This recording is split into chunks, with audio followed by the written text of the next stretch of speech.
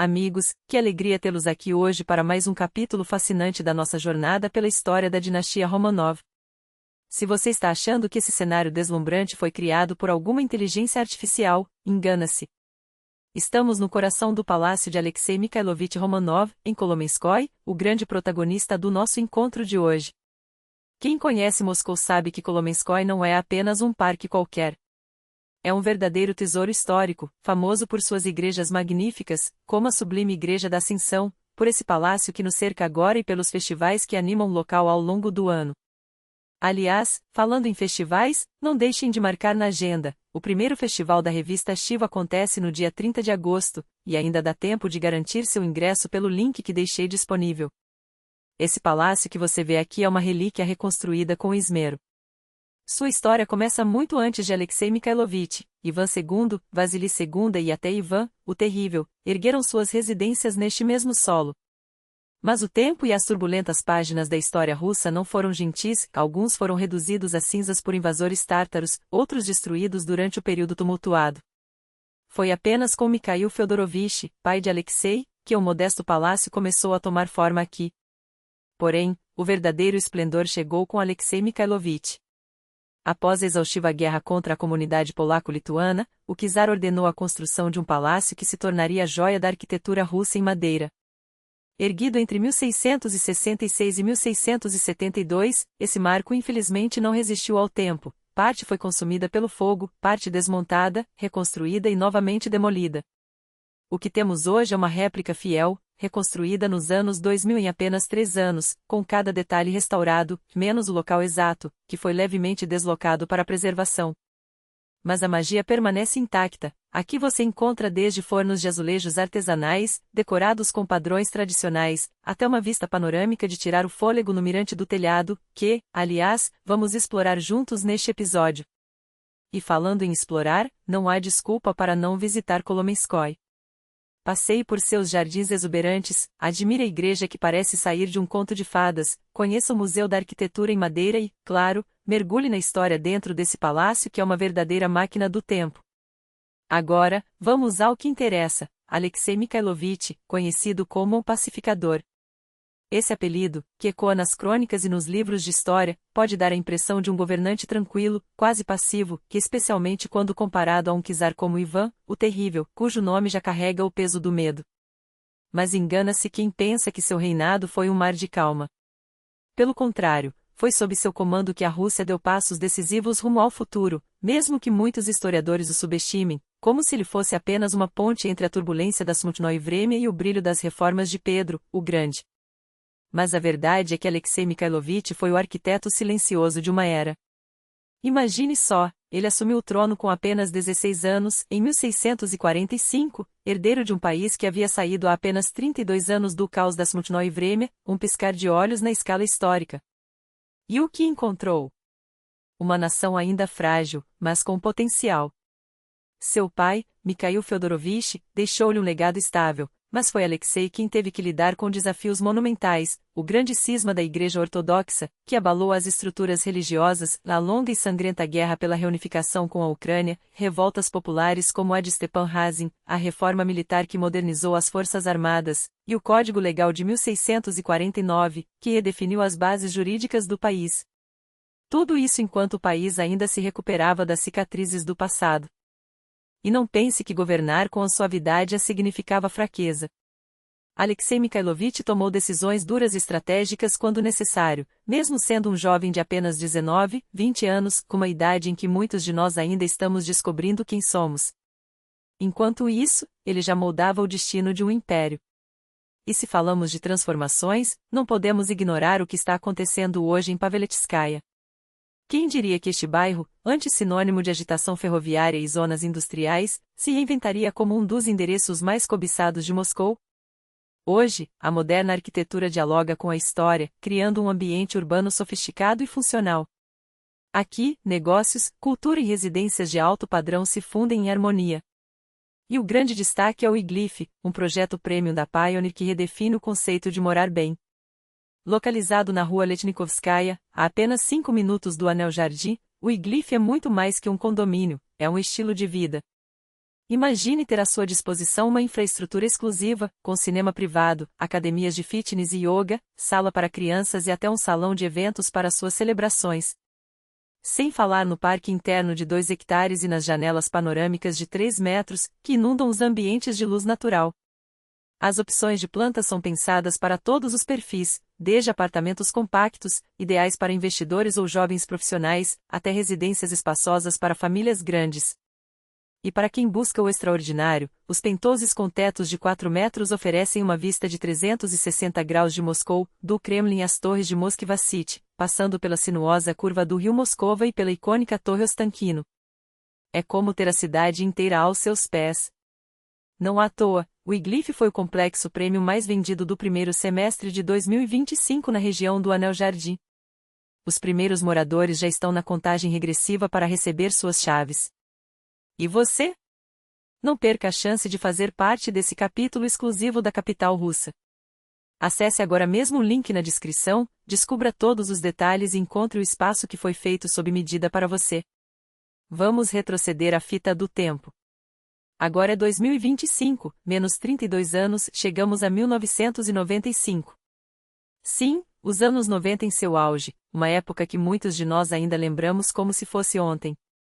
Para quem tem menos de 30, pode parecer história distante, mas para o resto, foi literalmente ontem. E para Alexei Mikhailovich, aquele período de turbulência também era uma memória recente. Mas, graças a Deus, tudo isso ficou para trás. A fome e a devastação não ameaçam mais a terra russa.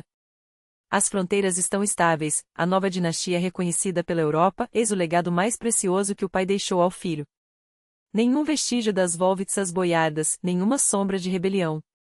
Apesar dos rumores de que Mikhail Fyodorovich teria prometido aos boiados certa liberdade ou limites ao poder autocrático, nada disso se concretizou. Pelo contrário, a Rússia avança rumo ao fortalecimento do poder czarista, rumo à monarquia absoluta. O povo estava exausto da anarquia, cansado do interregno. E quando os russos perceberam que o país esteve à beira do abismo e que apenas a providência o salvou, uma certeza se enraizou: sem o caminho ortodoxo, Moscou estaria fadada ao mesmo destino das capitais cristãs que caíram. Rússia Santa, guarda a fé ortodoxa. Esse era o clamor que ecoava nos corações, das aldeias aos salões da nobreza. E a economia? Sim, ainda havia cicatrizes. 80% das terras aráveis cobertas por florestas, perdas irreparáveis após o tempo das dificuldades. Dinheiro faltava, claro, reconstruir um império não é tarefa para uma geração. Mas a situação se estabilizava. E embora Alexei Mikhailovich fosse chamado de Tchaishi, o mais sereno, seu reinado exigiu decisões duras, tomadas muitas vezes ainda em sua juventude. O que os contemporâneos nos contam sobre esse czar? Um homem alto, de porte elegante, rosto belo e força física notável. Raramente adoeceu, gozava de saúde invejável. Mas foi seu coração bondoso, sem maldade, que lhe valeu o epíteto. Desde cedo, seu mentor foi o boiardo Boris Morozov, figura fascinante envolta em um misto de pragmatismo e mistério, típico da Rússia. Morozov não era apenas conselheiro, era o arquiteto da educação do jovem czar, ensinou-lhe a ler, e Alexei se tornou um ávido leitor, com uma biblioteca de quase 100 livros para a época, introduziu a música, a equitação e até encomendou armaduras infantis de mestres alemães. O czar, aliás, desenvolveu paixão pela caça com cães e falcões, mas nada se comparava à sua devoção. Durante a quaresma, passava 6 horas por dia em oração. Todos, do servo ao czar, estamos sob o mesmo Deus, escrevia em cartas. Para ele, o julgamento divino não fazia acepção de pessoas. Morozov, por sua vez, era um ocidentalista avant la lettre. Enquanto a Rússia ainda debatia se olhava para o Ocidente ou se aferrava às tradições, ele já vestia Alexei à moda germânica, defendia reformas militares e atraía especialistas estrangeiros, muitos deles, veteranos desempregados após a Guerra dos 30 anos. Engenheiros, estrategistas, instrutores, a Rússia precisava de mãos hábeis, e Morozov as trouxe. Mas não se engane, por trás da serenidade, o czar tinha fogo.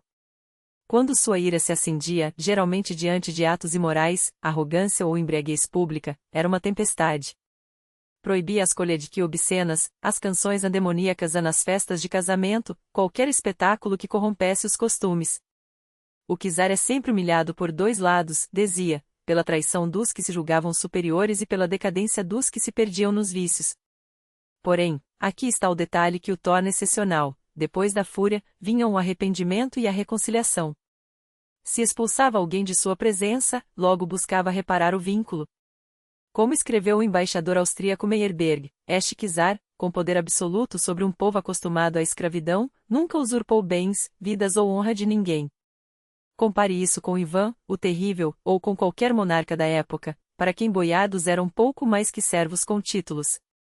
Sou servo de Deus e da Rússia, e eles são meus servos, essa era a lógica. Mas Alexei rompeu o padrão.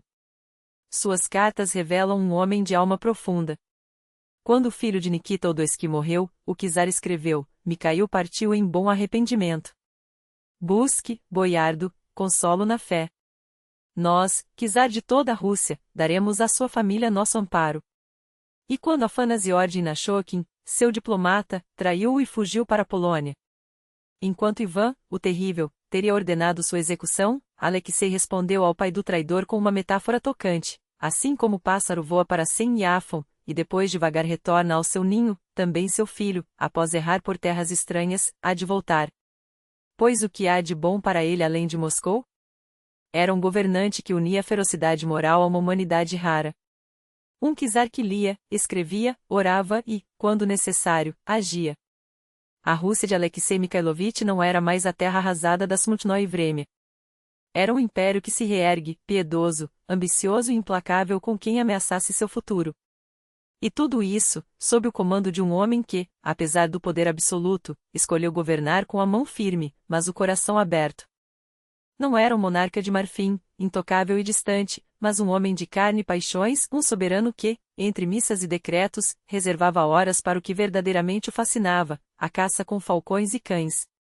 Imaginem a cena: pelas estepes russas, uma comitiva real avança em galope, com o czar à frente, os olhos fixos no céu, onde seus crechete, os falcões siberianos, os mais temidos do mundo, cortam o ar em busca de presas. Não era mero passatempo, era ritual. E Alexei Mikhailovich exigia que, durante essas expedições, ninguém ousasse perturbá-lo. Nem mensageiros, nem crises de estado. A caça era sagrada. E não se tratava de um capricho isolado. Para manter esse império de asas e garras, o czar empregava mais de 300 falcoeiros, cada um responsável por treinar, alimentar e vigiar aves que valiam mais que ouro. Os crechete, trazidos das geladas planícies siberianas, eram tão preciosos que sua perda poderia custar a cabeça de um servo. Tanto zelo tinha razão de ser, esses falcões abatiam patos e gansos em pleno voo, com uma precisão que deixava embaixadores estrangeiros, como o médico inglês Samuel Collins, boquiabertos. E foi justamente para gerenciar esse vasto reino dentro do reino a que nasceu o Tiny Prikaz, o departamento secreto. Inicialmente, uma burocracia dedicada aos falcões e aos cães de caça, depois, uma máquina de inteligência que moldaria o futuro da Rússia. Mas Alexei Mikhailovich não era apenas um caçador. Era um gourmet avant la lettre, obcecado por um símbolo de poder tão inesperado quanto delicioso: a melancia. Desde os tempos de Mikhail Feodorovich, os frutos eram cultivados pelos tártaros de Urtou, cortados em fatias finas e mergulhados em uma solução alcalina de soda, técnica que realçava seu sabor e preservava a polpa. Quando assumiu o trono, o czar não se contentou com as remessas irregulares. Ordenou que fossem plantados Tsarsky e Baqué, os amelanciais reais, próximo às Tracha, mas o transporte era um pesadelo. Em 1659, 500 melões foram enviados sob escolta armada, o barco afundou, e apenas alguns sobreviveram. A fúria de Alexei foi tão grande que ameaçou com a Opala, a desgraça imperial, qualquer um que falhasse novamente. A solução: levar os melanciais para mais perto, Shugiel, Samara, Simbirzi, finalmente, os jardins do Kremlin, onde as videiras se estendiam pelos taludes do rio Moskva. Mais tarde, sob Pedro, o Grande, as melancias se tornariam presente diplomático. O embaixador sueco recebeu 3 dos frutos como gesto de boa vontade. E hoje? Bem, agosto ainda é a estação delas. Um conselho real: não deixem passar. Por trás dessas excentricidades, no entanto, pulsava uma mente estratégica. Alexei Mikhailovich era um reformador à força, um homem que via a Rússia engatinhando enquanto a Europa corria. A ciência? para muitos, obra do demônio, para ele, uma necessidade. A arte da guerra. Estudava-a até os detalhes, redigindo pessoalmente os regulamentos do rei Tarski-Pou, o regimento de cavalaria, e modernizando a artilharia. Dizem que chegava a fundir canhões com as próprias mãos, exagero, talvez, mas revelador. O que importava era o símbolo, um czar que não delegava, que mergulhava nos manuais militares e lia jornais estrangeiros, traduzidos desde 1659, via Riga, absorvendo notícias que faziam tremer a corte. Como a execução de Carlos I da Inglaterra, decapitado por seus próprios nobres. Alexei convocou a Duma dos boiares e leu-lhes o relato, sublinhando cada palavra, vejam aonde leva a traição. Lembrem-se da Suta. Querem repetir a história? O recado era claro, a lealdade não era opcional. E havia, ainda, o lado enigmático. O czar escrevia ao irmão em Tarabarchina uma cifragem onde consoantes eram substituídas por outras, precursor dos códigos diplomáticos que, séculos depois, fariam história na Guerra Fria. Brincadeira? Não. Era a mente de um estrategista que, mesmo entre falcões e melancias, tecia redes de segredos. Afinal, quem dominava a informação, dominava o império. Mas até um czar tinha seu coração partido.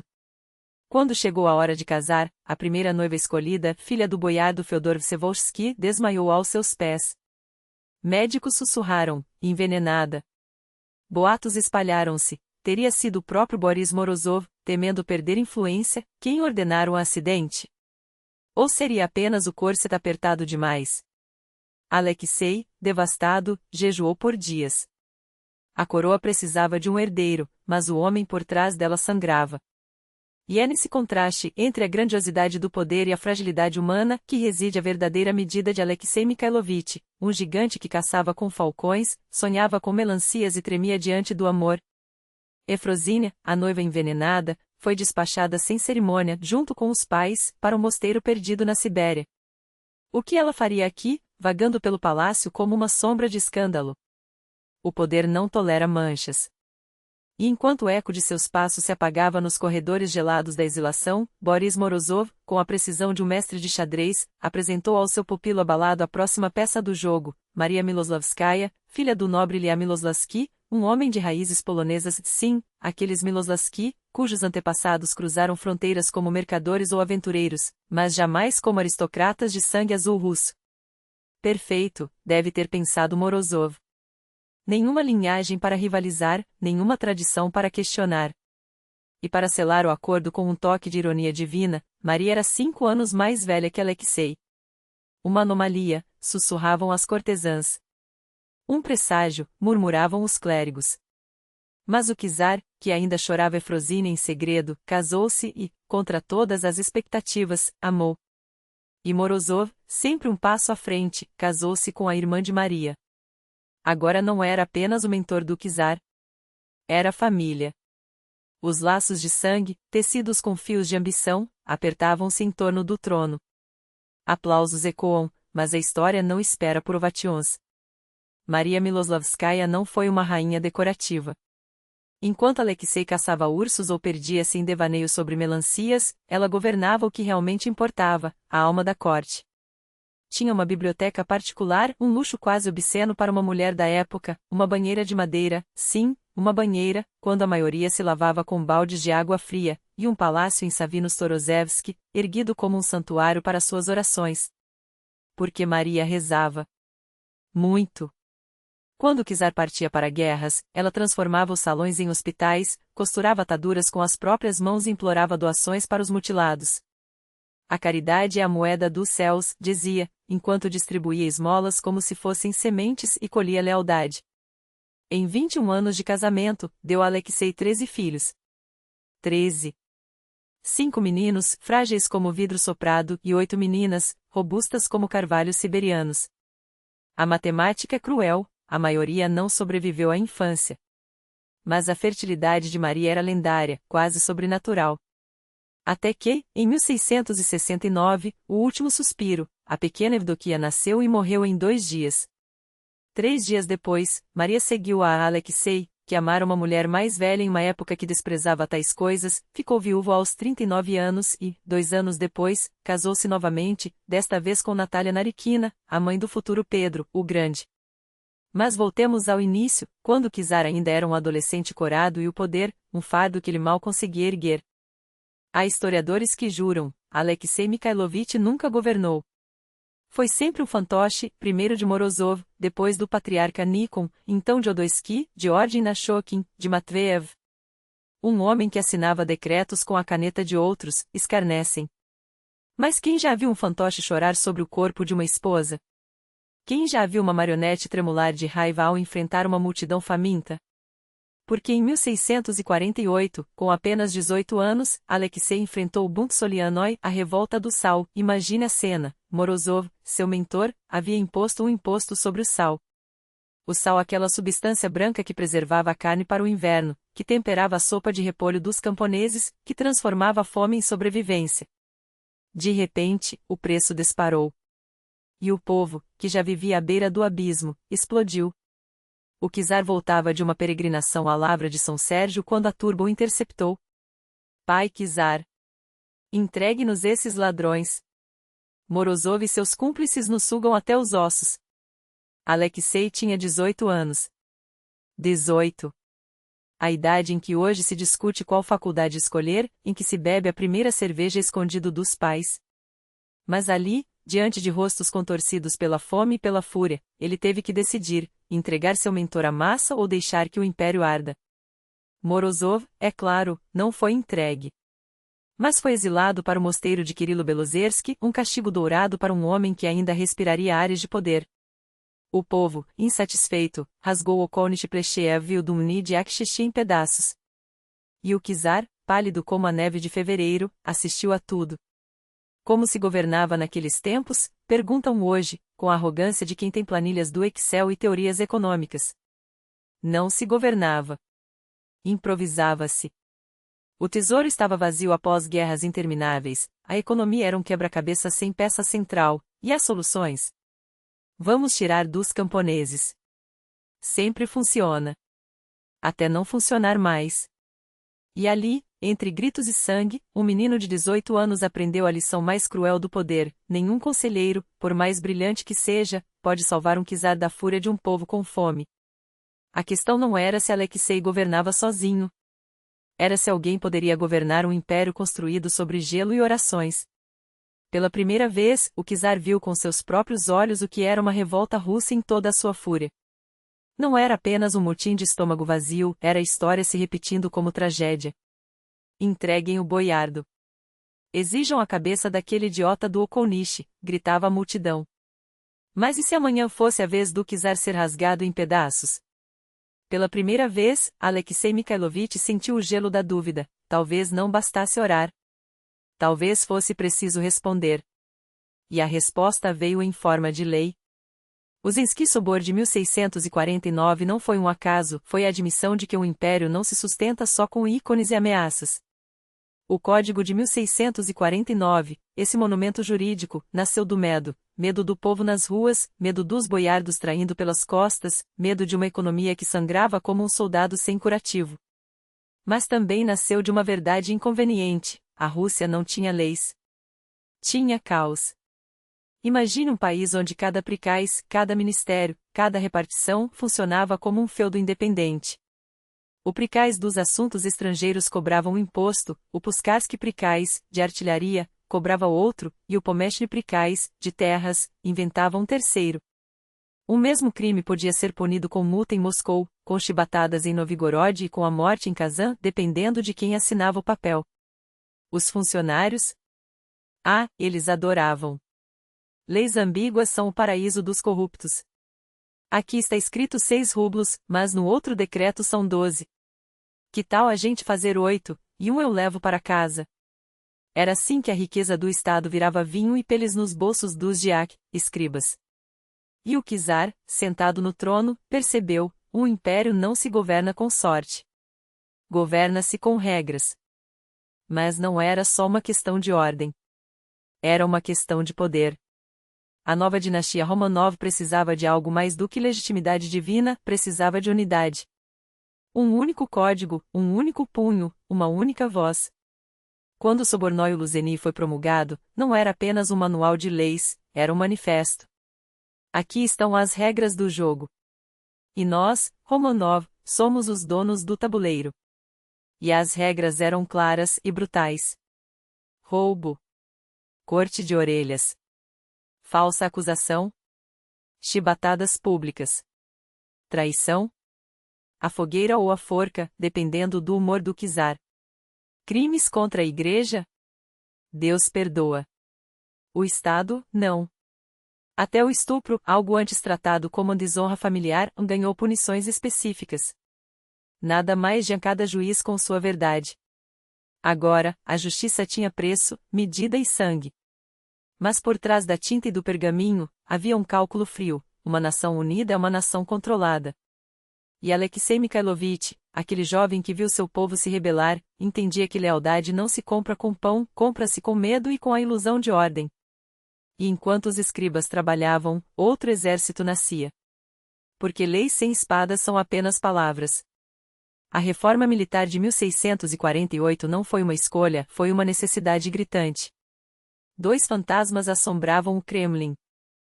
A ameaça externa, os tártaros da Crimeia, os poloneses, os suecos, os otomanos. Todos olhavam para a Rússia como um bife mal passado, esperando o momento de cortar. 2. A ameaça interna, aquele mesmo povo que queimou Moscou em 1648. Aquela mesma escória em que, se não fosse contida, voltaria a erguer foices contra o czar. Alexei herdara do pai, Mikhail, os primeiros passos de uma armada moderna, os regimentos Reitar, cavalaria pesada, o soldate, infantaria, os canhões fundidos por mestres alemães. Mas agora, depois da Guerra dos 30 anos, a Europa vomitava mercenários experientes, homens que sabiam como matar informação, como sitiar cidades, como transformar camponeses em máquinas de guerra. E a Rússia os engoliu. A colônia alemã em Moscou, aquele gueto de estrangeiros que o pai de Alexei tolerava, agora se expandia. Ferreiros de Nuremberg forjavam sabres, engenheiros de Amsterdã projetavam fortificações, e o primeiro navio de guerra russo, o Orel, Águia, era lançado nas águas do Volga, que ainda não tinham saída para o mar. Mas isso era um detalhe. Primeiro, construía-se a frota. Depois, conquistava-se o caminho. E enquanto os estrangeiros treinavam os novos regimentos dragões, os sardos, mosqueteiros, o czar olhava para Moscou e via outra guerra, a guerra contra o próprio povo. Porque uma coisa era certa, a próxima revolta não seria contida por orações. Era preciso tropas leais. Tropas que não hesitassem em atirar em russos.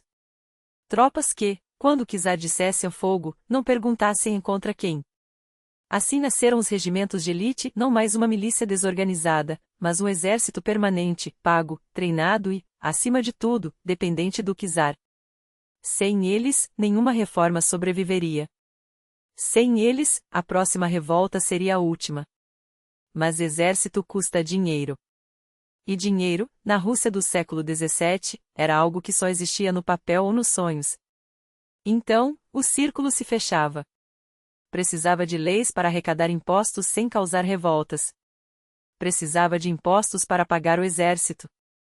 Precisava do exército para impor as leis. E assim, entre a tinta do Soborno Luzeni e o aço dos mosquetes, Alexei Mikhailovich tecia a rede que manteria os Romanov no poder por mais 300 anos. Mas havia um problema. O povo ainda tinha memória. E memória, em um império construído sobre ossos, é a coisa mais perigosa de todas. As leis seguiam duras, não por acaso, mas por cálculo. E se dúvidas restavam sobre a natureza desse novo ordenamento, bastava olharmos para os detalhes que o Soborno Luzeni esculpiu em sangue e tinta. Tomemos um exemplo que soa como um eco distorcido de tempos bárbaros: a mulher que matasse o marido não seria simplesmente enforcada ou decapitada. Não. Ela seria enterrada viva até o pescoço, deixada para apodrecer sob o sol e o escárnio público. Por quê? Porque o homem, o pai, o marido, o senhor, era o pilar sobre o qual se erguia não apenas a família, mas o próprio Estado. Trair o marido era como um servo cuspir na face do czar, um crime contra a ordem divina e terrena. A mensagem era clara: a hierarquia não se questiona. Ela se obedece, ou se paga com a carne. E não era apenas sobre punição. Era sobre controle. O Luzeni regulamentava até o último fio do tecido social, incluindo algo que, à primeira vista, parece burocracia seca, o direito de herança. Aqueles manuais de história resumem em uma linha: definiu-se a sucessão patrimonial. Mas por trás dessa frase anódina esconde-se um código que decidia o destino de famílias inteiras. Imagine, sua esposa morre, o que acontece com o dote que ela trouxe? Voltava para a família dela? Ficava com você? E se você morresse, quanto sobraria para sua viúva? Para seus filhos? Essas não são perguntas abstratas. São as perguntas que assombram qualquer pessoa que já olhou para um testamento ou seguiu um caixão. O Luzeni respondia tudo. Com precisão cirúrgica. Antes, o marido podia registrar propriedades em nome da esposa para garantir seu dote.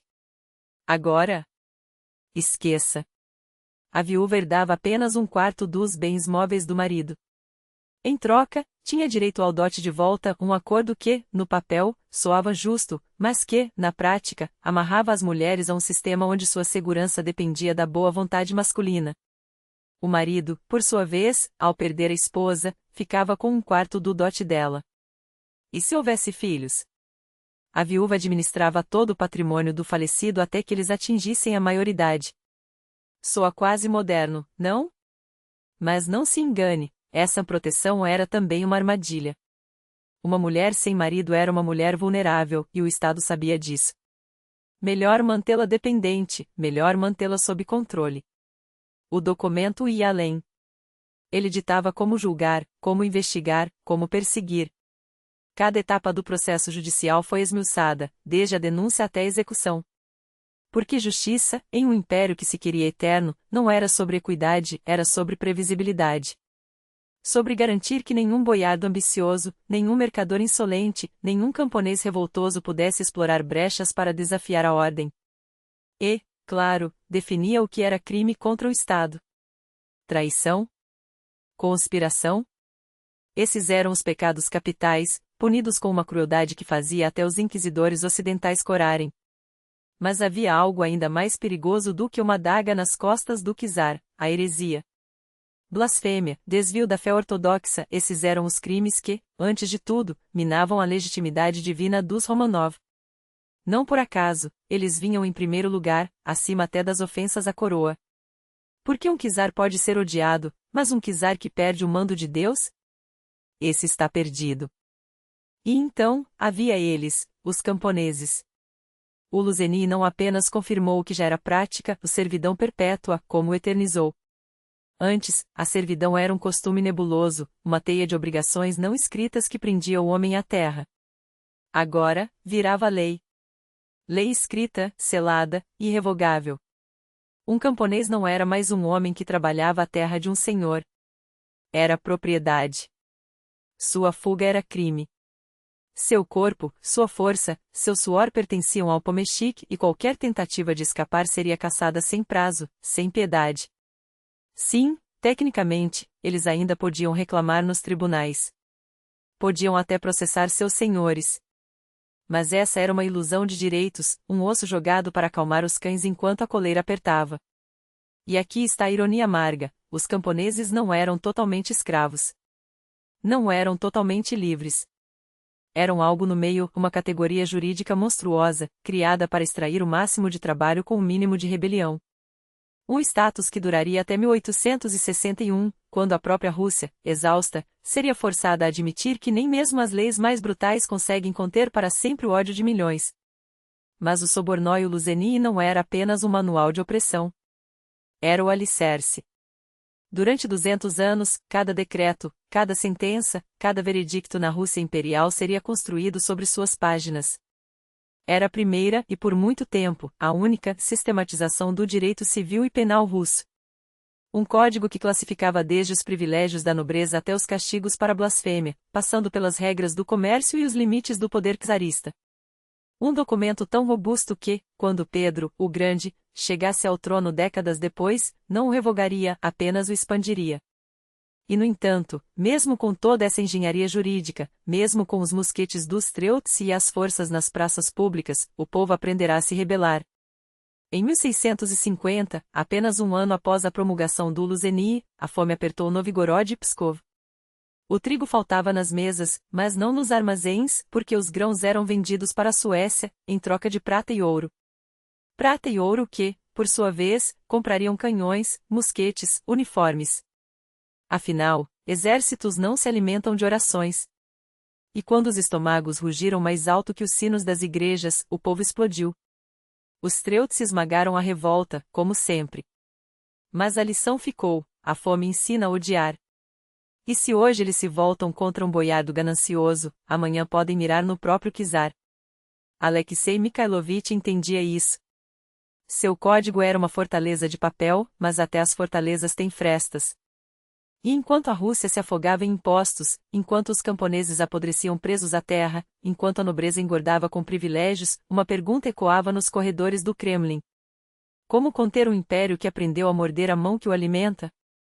Alexei Mikhailovich não era um homem de meias medidas. Enquanto os boiardos cochichavam nos salões dourados do Kremlin e os camponeses murmuravam nas tavernas de madeira podre, o czar tecia sua teia silenciosa, precisa, mortal para quem ousasse desafiar a ordem que ele mesmo impunha. Não bastava esmagar rebeliões com punhos de ferro, era preciso vigiar também aqueles que, em teoria, deveriam ser seus pilares. Porque a elite, ela tem essa mania de esquecer que o trono não é um banco compartilhado. E foi assim, entre intrigas de palácio e conselhos sussurrados por Nisson ou por algum Adoisky esquecido pela história, que nasceu o Prikaz Tainikdel, o Prikaz secreto. Não foi um acaso. Nada em Moscou era. Primeiro, disfarçado de mera administração doméstica, o Sokolnichie, aqueles servos que gerenciavam os falcões do czar ou supervisionavam os celeiros reais, homens sem linhagem, sem brasão, mas com uma lealdade forjada no medo e na gratidão. Depois, como água infiltrando-se nas rachaduras, o Prikaz se transformou. De repente, não era mais sobre falcoaria ou mantimentos, era sobre tudo. Uma sombra que se estendia sobre cada decreto, cada moeda gasta, cada palavra murmurada contra o trono. Um órgão que não respondia à Boiarina Duma, mas somente ao czar. E aqui está a genialidade, ou a paranoia, dependendo de para quem você pergunta. Alexei Mikhailovich não confiava em ninguém. Nem nos boiardos, cujos sobrenomes ecoavam há séculos nos salões do poder.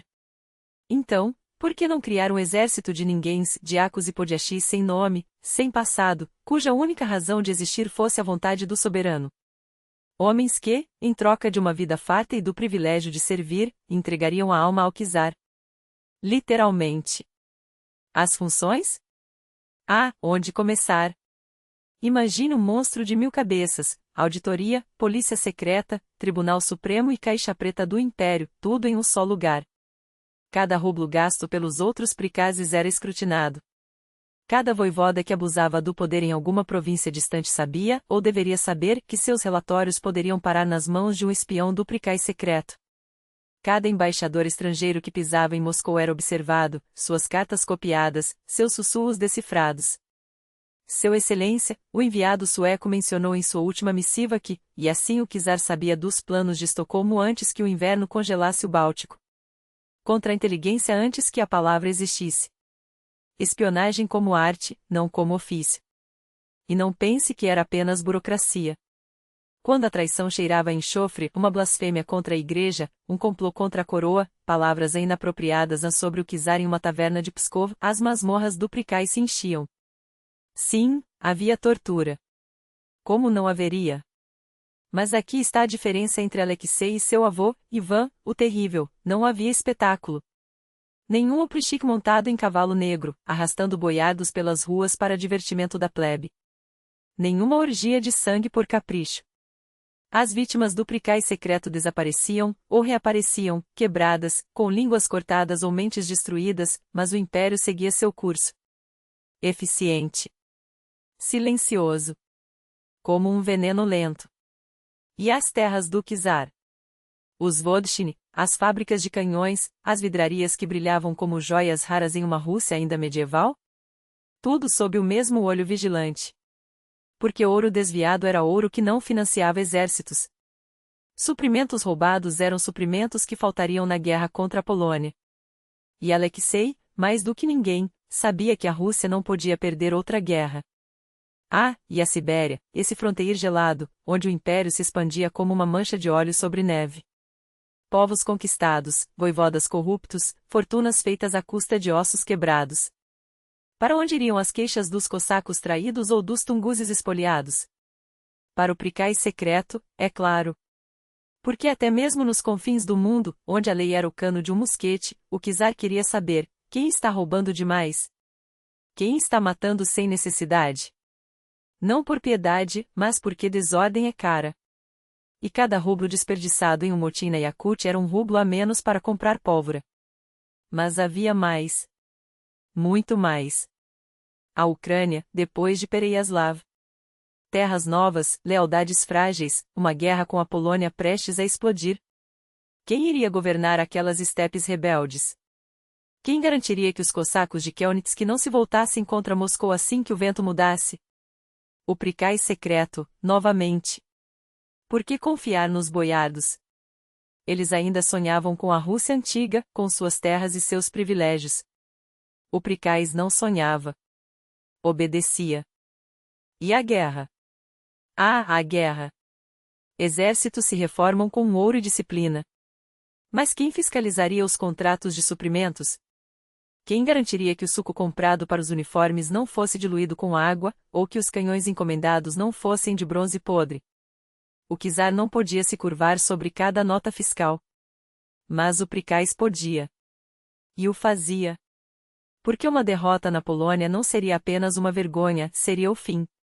Até mesmo os caprichos do czar passavam por lá. Porque um homem que governa um império não pode ser visto pedindo sapas espanholas ou seda chinesa aos gritos no Pozolsky Pricais. Isso seria indigno. Mas um agente discreto, um homem sem rosto, podendo viajar a Pequim ou a Amsterdã sob o pretexto de assuntos de Estado. Isso era eficiência. E quando a seda chegava, imaculada, e a czarina sorria, o agente ganhava mais do que ouro, ganhava confiança. E confiança, em Moscou, era mais valiosa que qualquer título de boiaro. Financiamento? O Pricais secreto não dependia de esmolas. Tinha suas próprias receitas, impostos de cidades selecionadas, uma fatia dos lucros das minas de sal, tributos de Promysl que ninguém ousava questionar. Um Estado dentro do Estado. Uma máquina que se autoalimentava, que crescia em silêncio, que estendia seus tentáculos para cada canto do império. Era o Prishtina sem o terror. Era o absolutismo em sua forma mais pura, não pela espada, mas pela sombra. Não pelo grito, mas pelo sussurro. E enquanto os boiardos se curvavam, enquanto os camponeses tremiam, enquanto a Europa olhava para leste com uma mistura de medo e desdém, Alexei Mikhailovich sorria. Porque ele havia criado algo que nem mesmo Ivan, o terrível, conseguirá, um império que se policiava sozinho. E o mais irônico? Quem ousaria se queixar? Afinal, como denunciar um órgão que já sabe tudo antes mesmo que você abra a boca? Não eram simples Pricais daqueles órgãos burocráticos que se multiplicavam como cogumelos após a chuva nos corredores do Kremlin. Não. O Pricais secreto era um monstro de 1000 cabeças, Ministério das Relações Exteriores quando conveniente, Tribunal de Contas quando precisava justificar suas execuções, polícia política quando a noite caía sobre Moscou. E, acima de tudo, financeiramente independente, um detalhe que não passava despercebido aos boiardos, cujos cofres minguavam enquanto os cofres do Pricais incharam com o ouro das confissões arrancadas. Porque, vejam só, um órgão que não precisa pedir permissão para gastar é um órgão que não precisa pedir permissão para matar. E quem servia ali? Não eram meros funcionários. Eram os olhos do czar, juramentados sob o peso de uma prisão perpétua caso ousassem respirar uma sílaba a mais. A mera menção do Pricais secreto gelava o sangue. Os boiardos, acostumados a intrigas palacianas, de repente descobriram que suas cartas eram lidas antes de serem seladas, que seus servos relatavam cada murmúrio noturno, que até o ar que respiravam pertencia a Alexei Mikhailovich. Odiaram-no. Temeram-no. Porque, pela primeira vez, o poder não estava apenas nas mãos do czar, estava nas sombras que ele criará. E aqui reside a genialidade perversa do sistema. Não era o caos da Oprishtina, aqueles cães ensandecidos de Ivan, o terrível, que massacravam por prazer. Não. Era a burocracia do terror, cada tortura documentada, cada execução justificada por um dossiê impecável. Em Simbirsk, excelência? Ah, e sim, corrupção. Confiscamos os bens, esticamos o culpado na roda. Ele confessou tudo: subornos, desvio de fundos para Moscou. Já prendemos 2 diáconos envolvidos. O mecanismo? Simples, eles sangravam o povo e enviavam o ouro para encher os bolsos dos boiardos. Quer os nomes? E o czar, sorrindo, folheava os relatórios como um mercador examinando sua mercadoria. Porque o Pricai secreto não caçava bruxas, caçava sistemas. E sistemas, quando desmontados, revelam quem realmente governa. Os casos. O processo do patriarca Nikon, um homem que ousou desafiar o czar em nome de Deus, e descobriu que Deus, em Moscou, respondia a Alexei. A vigilância sobre os etmãs ucranianos, porque a recém-anexada Malorússia não poderia ser um presente envenenado. O caso Vasily Chorin, o bode expiatório do motim do cobre, quando o povo, esfaimado, gritou por sangue e o Pricai serviu-lhes um culpado em bandeja de prata, depois de extrair cada detalhe de sua agonia. E, é claro, as delações. Ah, as delações. Não que o Pricai as tenha inventado, o homem denuncia desde que aprendeu a escrever. Mas agora havia um endereço certo para o veneno: cartas anônimas, queixas contra boiardos, acusações de traição, invejas de vizinho transformadas em provas. Tudo era arquivado, tudo era investigado. Porque em um império onde até as paredes têm ouvidos, a paranoia é a moeda corrente. E então, morreu Alexei. E os boiardos, que por anos engoliram o medo em silêncio, cerraram os dentes e atacaram. Em 1676, com o fraco Feodor no trono, arrancaram o Pricai secreto pela raiz. Basta. Eles nos caluniavam, nos torturavam, roubavam nossas terras. Choramingavam, enquanto queimavam os arquivos que os condenavam. Mas a semente já estava plantada. Quando Pedro, o Grande, ergueu seu império sobre ossos e canhões, não esqueceu a lição: o terror precisa de estrutura. E assim, o Pricais renasceu nas entranhas do Preobrazhensk, com novos nomes, mas a mesma fome. Porque a Rússia não governa com leis, governa com medos. Eis o legado de Alexei, o tranquilo, um Estado que espia a si mesmo. Um mecanismo tão perfeito que, séculos depois, ainda ressoa nos porões da Lubianka. Mas isso é outra história. Aplausos. Agora, voltemos a um tema que nos persegue como uma sombra: esses ocidentais e conservadores de papel, palavras perigosas, essas. Porque como rotular com termos do século XXI homens do século XVII, que nem sequer sonhavam com a Revolução Francesa? Não eram partidos. Eram instintos. Instinto de quem olhava para Varsóvia, para Estocolmo, para Amsterdã, e via um futuro que a Rússia ainda não merecia. Instinto de quem apertava o crucifixo contra o peito e sussurrava: se mudarmos demais, perdemos a alma. Se não mudarmos nada, perdemos o império. E no meio desse turbilhão, os homens de Alexei. Boris Morozov, o tutor que vestiu o czar em roupas alemãs não por capricho, mas por cálculo. Veja, soberano, o tecido é mais leve, os botões mais práticos. E os boiardos? Que murmurem. Eles ainda usam peles quando a Europa já tece seda. Um ocidental? Sim. Mas um ocidental que sabia quando parar. Porque até o veneno precisa de dose. Afanasy Ordem Nashokin, esse sim era o herético. O homem que abriu as portas para os mercadores holandeses, que sonhava com uma frota russa no Báltico, que sussurrava aos ouvidos do czar: as armas de fogo ganham guerras, mas o comércio ganha impérios. Um traidor? Para Nikon, sim. Para Alexei, um instrumento. Porque até os sonhos mais audaciosos precisam de um mestre que saiba quando recuar. E então veio Artamo Matveev, o refinador. Não bastava ter canhões, e era preciso saber usá-los com estilo. Não bastava ler Maquiavel, era preciso encená-lo. Ele trouxe o teatro para o Kremlin, os livros impressos, os móveis de nogueira que faziam os boiardos coçarem as barbas espessas de inveja. Veja, excelências, assim se vive em Paris. E eles olhavam, fascinados e horrorizados, enquanto a Rússia antiga apodrecia nos cantos do salão. Mas aqui está o paradoxo: todos eles, até os mais ocidentais, eram russos até a medula. Porque não adianta importar espingardas se os soldados não sabem atirar. Não adianta vestir o czar como um príncipe alemão se ele ainda reza em eslavo antigo e beija ícones antes das batalhas. A corrosão era lenta. E era isso que os aterrorizava. Nikon gritava do púlpito: estamos perdendo a Santa Rus. E tinha razão. Mas Alexei, em seu silêncio calculado, respondia com um gesto: um decreto aqui, uma execução ali, um teatro acolá. Porque o império não se constrói com nostalgia, constrói-se com sangue, ouro e a arte de saber quando mentir para si mesmo.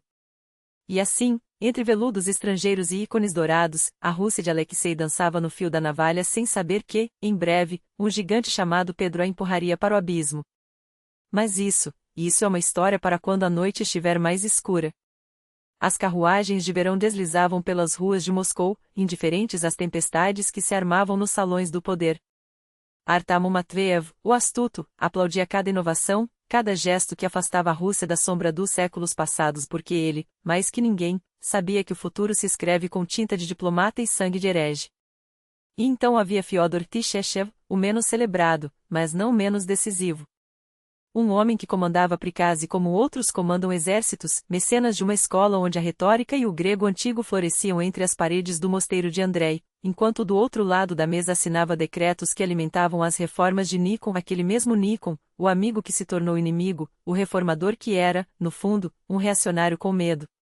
Medo do quê? Da peste protestante, do veneno católico que se infiltrava com os mercadores alemães, com os artesãos poloneses, com cada livro contrabandeado que ameaçava dissolver a fé ortodoxa no ácido da heresia ocidental. E falemos dos boiados Miloslavski, esses conservadores de fachada. Seu zelo pela tradição durava exatamente até o momento em que suas prerrogativas eram ameaçadas.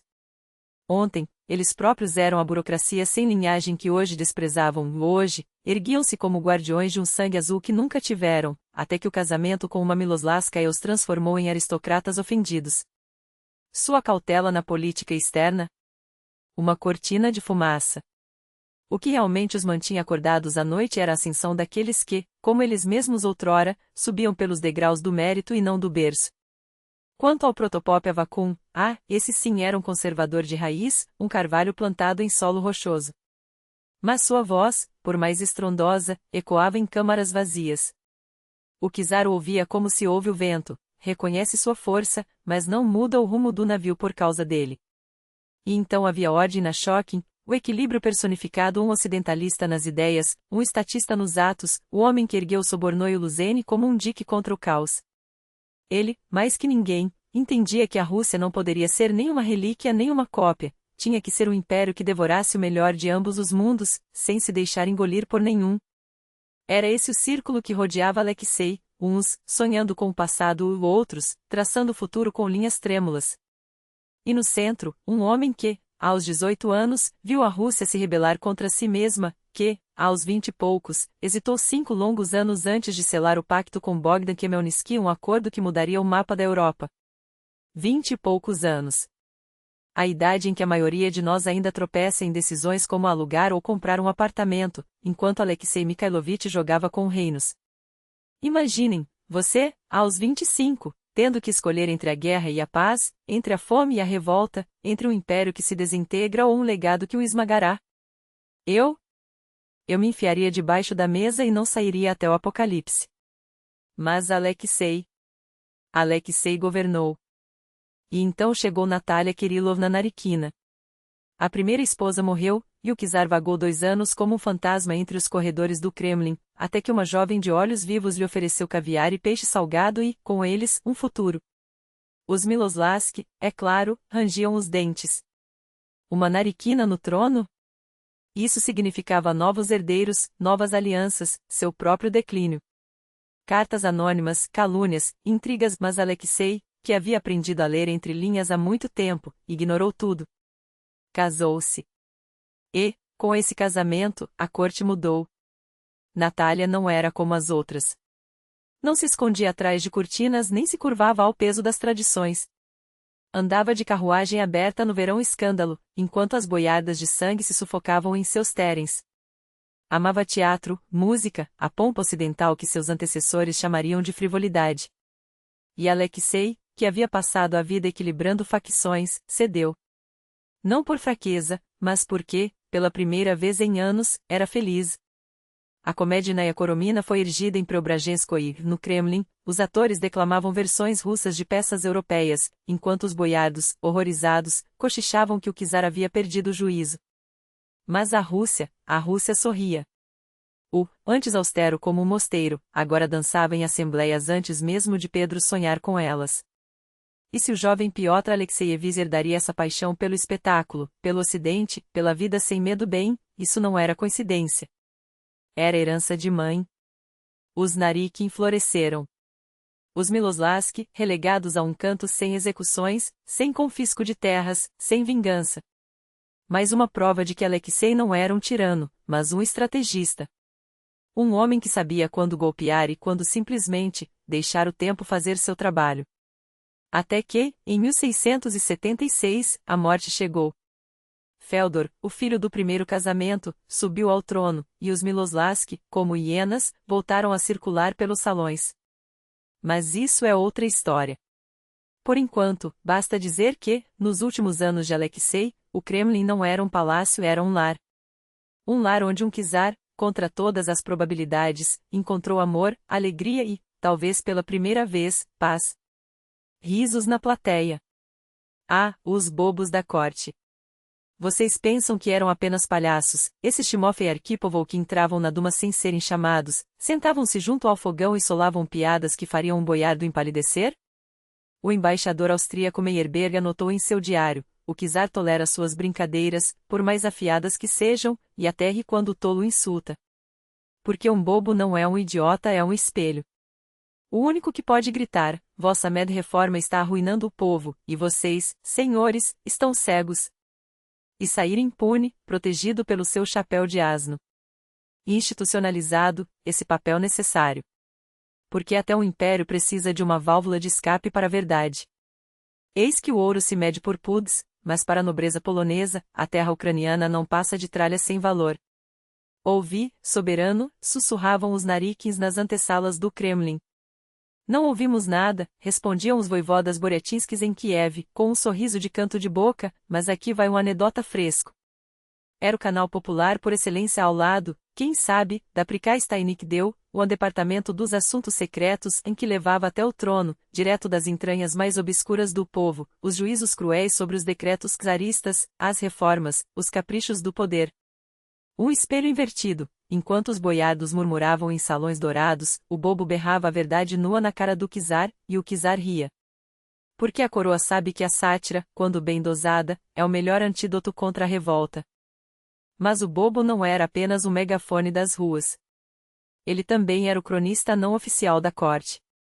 Meyerbeer, nosso observador austríaco, especula ou melhor, afirma que o Durac, o tolo, tinha status de cargo palaciano, intocável por lei. Podia vociferar o que bem entendesse: vossa Tselovanaya reforma é uma farsa mais podre que o peixe do Volga. E ninguém ousava calá-lo, porque o czar adorava seu bobo. Mais do que isso, o bobo tinha assento na boiarina Duma sim, aquele conselho que Meyerbeer, com seu olhar ocidental, confundia com um parlamento. Não era um parlamento, claro, mas era ali, junto ao fogão de azulejos, que o tolo se plantava e desfiava: vossas mercês estão todos vendidos aos poloneses, e o povo come casca de bétula. E ninguém lhe respondia: cale-se, imbecil, porque o imbecil era sagrado. Por que esse chapéu de asno e essa maracá de madeira nos fascinam tanto? Porque o ceiuto bobo da corte era o único ser vivo no império que podia olhar o czar nos olhos e cuspir a verdade, disfarçada de piada. Mas sou só um pobre louco, quem leva a sério um doido? Era o disfarce perfeito. Um instituto, talvez. Um cargo, quiçá. Nunca saberemos ao certo, mas uma coisa é indubitável: Alexei Mikhailovich não o mantinha apenas para rir. O bobo era um termômetro social, um sensor de tensões que nenhum espião ou relatório oficial poderia capturar. E aqui vai um detalhe crucial: não o confundam com um delator, um fofoqueiro de corredor. Nem tampouco com um conselheiro. Meyerbeer estava certo: seus registros são ouro puro. O bobo era o mecanismo de feedback não oficial de um sistema onde a crítica aberta era punida com o Knut ou a Sibéria. Num regime de poder absoluto, só a loucura oficialmente sancionada podia dizer ao czar: vossa majestade está nu. Aplausos. Agora, deixemos os salões do Kremlin e voltemos aos campos de batalha, porque é na política externa que Alexei, o Tranquilíssimo, revela sua mão de ferro sob a luva de veludo. Quais os desafios que se erguiam diante do novo reinado? Não havia nenhum testamento político esculpido em pedra, é claro, mas a lógica do império ditava 3 prioridades, tão óbvias quanto o inverno russo. Primeira, recuperar Smolensk e Chernigo, arrebatadas pela Polônia durante a Suta, aquele pesadelo de traições e fome que quase engoliu a Rússia. Segunda, reconquistar as terras bálticas, cedidas à Suécia no Tratado de Solbovo porque o império sem acesso ao mar é como um urso sem garras, e o Báltico não congelava, prometendo rotas comerciais o ano inteiro. Terceira, fechar a ferida aberta no sul, onde os tártaros da Crimeia, como lobos em cardume, assaltavam as fronteiras, saqueavam aldeias e levavam cativos para vender nos mercados de escravos de Cafa. Sim, o século XVII já caminhava a passos largos, mas a Idade Média teimava em não soltar seu osso. Nenhum think tank assessorava Alexei, nenhum estrategista de gabinetes traçava mapas com setas coloridas. As decisões brotavam da própria carne do império, parte cálculo frio, parte sorte cega. E é aqui que entra Bogdan Khmelnytsky, o homem que iria incendiar a Europa Oriental. Mas antes de falarmos dele, um aviso: subestimem Alexei Mikhailovich por seu apelido meigo, e perderão o fio da história. Foi sob seu reinado, aquele mesmo que os livros reduzem ao pai de Pedro, o Grande, em que a Rússia deu os passos que definiram seu destino por 100 anos. O evento central? A guerra contra a Polônia pelo Hetmanato, aquele pedaço de terra que os manuais soviéticos chamariam de a reunificação da Ucrânia Left Bank. Uma guerra que arrastaria a Rússia para conflitos com a Commonwealth polaco-lituana e com a Suécia protestante. Como tudo começou? O que era, afinal, a Hetmanato? Olhem para o mapa, uma faixa de terra fértil, cortada pelo Dnieper, onde a fé ortodoxa resistia como carvalho em tempestade. Quem a habitava? Cossacos, sim, aqueles mesmos que a lenda pinta como guerreiros livres, mas que, na prática, se dividiam em ricos starshina, a elite, cossacos médios que mal conseguiam manter suas armas, e uma massa de miseráveis que não passavam de camponeses com sabres enferrujados. E camponeses, esses sim, não eram cossacos de verdade, não lutavam, não saqueavam, apenas aravam a terra e pagavam tributos. Mas havia um detalhe crucial: a Hetmanato era ortodoxa. E seus vizinhos? A Rússia czarista, também ortodoxa, a Polônia católica, que via aqueles hereges excomungado a ser ordenhado, e o Kanato da Crimeia, muçulmano, que via todos como presas. No papel, a região era vassala da Commonwealth. Na prática, uma bomba prestes a explodir. Porque a slasta polonesa, aquela nobreza arrogante que se julgava dona do mundo, trata a população local como lixo. Mas e na Rússia, vocês perguntam? Os boiardos não exploravam os camponeses? Claro que exploravam. Já falamos do Krepochnoi Pravo, daquele aperto de parafuso que transformava homens em propriedade. Mas na Hetmanato a exploração vinha temperada com ódio religioso. Para Slasta, os ortodoxos não eram cristãos, eram sub-humanos.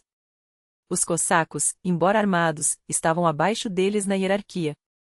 E quando você trata pessoas como animais por décadas, cedo ou tarde o chiqueiro pega fogo.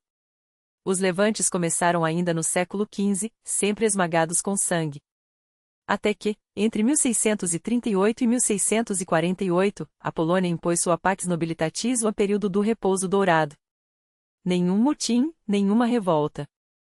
Os cossacos, esmagados, engoliram o orgulho. A Slasta, satisfeita, parou de chutar. Mas o que fermentava sob aquela calma? Os ortodoxos foram expulsos até dos cargos médios da administração. Os latifúndios poloneses sugaram a última gota de suor dos camponeses.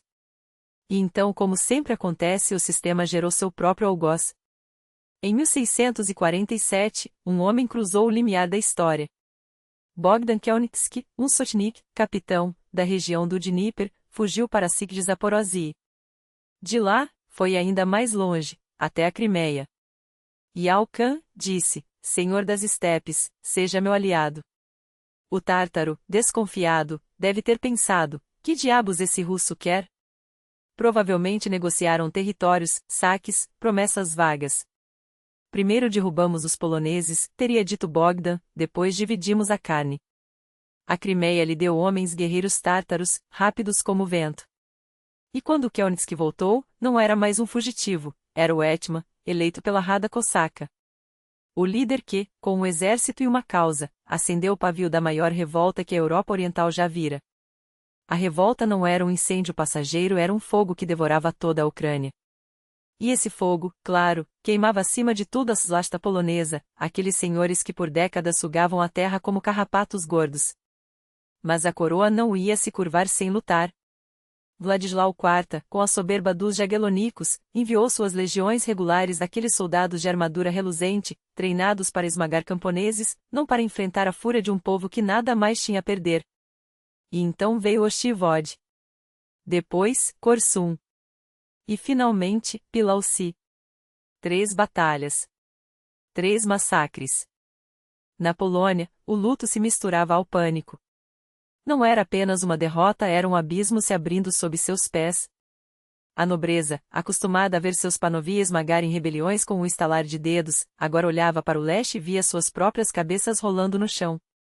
O ministro da guerra, Nikolai Potocki, escreveu ao rei com as mãos trêmulas: não há uma única aldeia, não há uma única cidade onde não ecoem gritos de liberdade, onde não planejem o extermínio de seus senhores e arrendatários. Palavras que queimavam como ácido.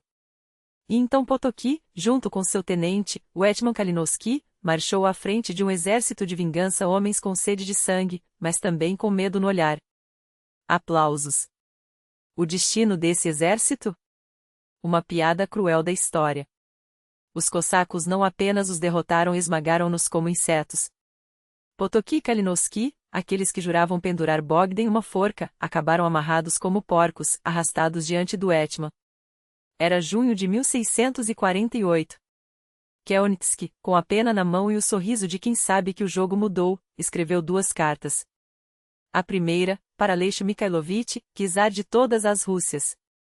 Tomai-nos sob vossa mão poderosa. Unamo-nos. Sede nosso escudo, e seremos vossos servos fiéis. A segunda, para Vladislau IV, o mesmo rei cujos exércitos ele acabará de destruir. Lamento ter capturado Potocki, mas, quem sabe, não poderíamos chegar a um acordo. Liberaremos os prisioneiros. Esqueçamos o passado. Voltemos à obediência de Vossa Majestade. 2 discursos. 2 apostas. Porque Bogdan não era tolo. Sabia que a Polônia, apesar das derrotas, ainda era um gigante e que a Crimeia, por mais útil que fosse, não passava de um aliado de conveniência. Os tártaros não lutavam por liberdade, lutavam por saque. E quando a maré virasse, eles o abandonariam. Soiler, abandonariam. Então ele jogava em 2 mesas, ameaçava Varsóvia com a faca no pescoço, enquanto estendia a mão a Moscou com um buquê de promessas. Os poloneses cuspiram no chão. Não havia negociação possível com um rebelde que já provara ser mais esperto do que eles. Vladislau não respondeu. Em vez disso, reuniu outra força. E Aleixo. Silêncio. Porque o czar, com seus 20 anos recém-completados, olhava para aquele tabuleiro e via um abismo. Tomar a Ucrânia? Mas isso significa guerra com a Polônia. E a Polônia não está sozinha, os otomanos, os tártaros, a Europa inteira pode se virar contra nós. Nossa economia ainda sangra da era das perturbações. Nossos portos congelam no inverno. E se perdemos? Enquanto isso, o inferno se aproximava de Khmelnytsky. Em Soril, ele assinou uma paz temporária, mas a guerra não acabou. Em Berezestecho, os tártaros, aqueles aliados ante sorrisos afiados, o traíram. Abandonaram o campo de batalha no meio do combate, deixando os cossacos para serem esmagados. Derrota. Humilhação. E então veio o Tratado de Bila-Tserkva, um acordo tão ruim que até os poloneses riram ao assiná-lo. A Guetmânia sangrava. Os recursos? Esgotados. Os homens? Exaustos. A terra? Queimada. E então chegou a fome, seguida de perto pela peste. A morte não escolhia lado, ceifava cossacos e camponeses, velhos e crianças. Moscou, em um gesto que parecia generosidade, mas era cálculo, suspendeu as tarifas sobre o grão enviado à Ucrânia. Ajuda, diziam os cronistas. Na verdade, era um negócio, o trigo não era de graça, apenas mais barato. Até o sultão otomano, em um raro acesso de pragmatismo, reduziu impostos nos portos do Mar Negro. Mas nada disso importava quando as aldeias se transformavam em cemitérios a céu aberto. E então, em novembro de 1649, veio o grito desesperado dos cossacos aos diplomatas russos. Aqui morremos de fome. Mas Bogdan não lutava apenas contra a Polônia ou a escassez. Lutava contra o tempo. Porque um líder só é forte enquanto vence. E quando as derrotas se acumulam, os lobos começam a circular. A elite cosaca, aqueles Tarsina que antes beijavam sua mão, agora sussurravam nas sombras. Alguns negociavam com os poloneses. Outros sonhavam em depô-lo, substituí-lo por um Getman mais maleável. E havia mais, a questão da legitimidade. Bogdan era Getman da Getmânia, mas e daí? Se Moscou aceitasse, ele se tornaria governante de uma terra vasta, autônoma, sob a proteção do czar. Seu filho, Yuri Khmelnytsky, herdaria o título. O sonho de uma dinastia. Um górdio nó e a espada para cortá-lo ainda não aparecerá? Aqui, os acadêmicos torcem o nariz, Minaev reduz tudo a intrigas cotidianas. Mas é justamente nesses detalhes que a história respira. Porque em 1648, Bogdan escreveu sua primeira carta a Aleixo. E só em 1653, 5 anos depois, o Zemsky Sobor finalmente se reuniria para decidir, sim, aceitamos a Ucrânia. 5 anos. Imaginem, Aleixo tinha 20 anos. 20. A idade em que a maioria de nós ainda está decidindo se bebe vodka ou cerveja, se arrisca um pedido de casamento ou foge para outra cidade. E esse garoto, porque era um garoto, tinha diante de si um mapa ensanguentado e uma escolha: aceitamos a guerra? Aceitamos a Ucrânia? Aceitamos o risco de que tudo desabe? Porque a Rússia não era uma potência unida. Era um barril de pólvora. Uns gritavam: para que precisamos dessa dor de cabeça? Deixem os cossacos se afogarem. Outros, com os olhos brilhando, Kiev, a mãe das cidades russas. É nosso destino. E os mais prudentes, suando frio: vocês são loucos? A Europa inteira vai nos esmagar. Os otomanos, os tártaros, os suecos, todos contra nós. Enquanto isso, a Ucrânia ardia.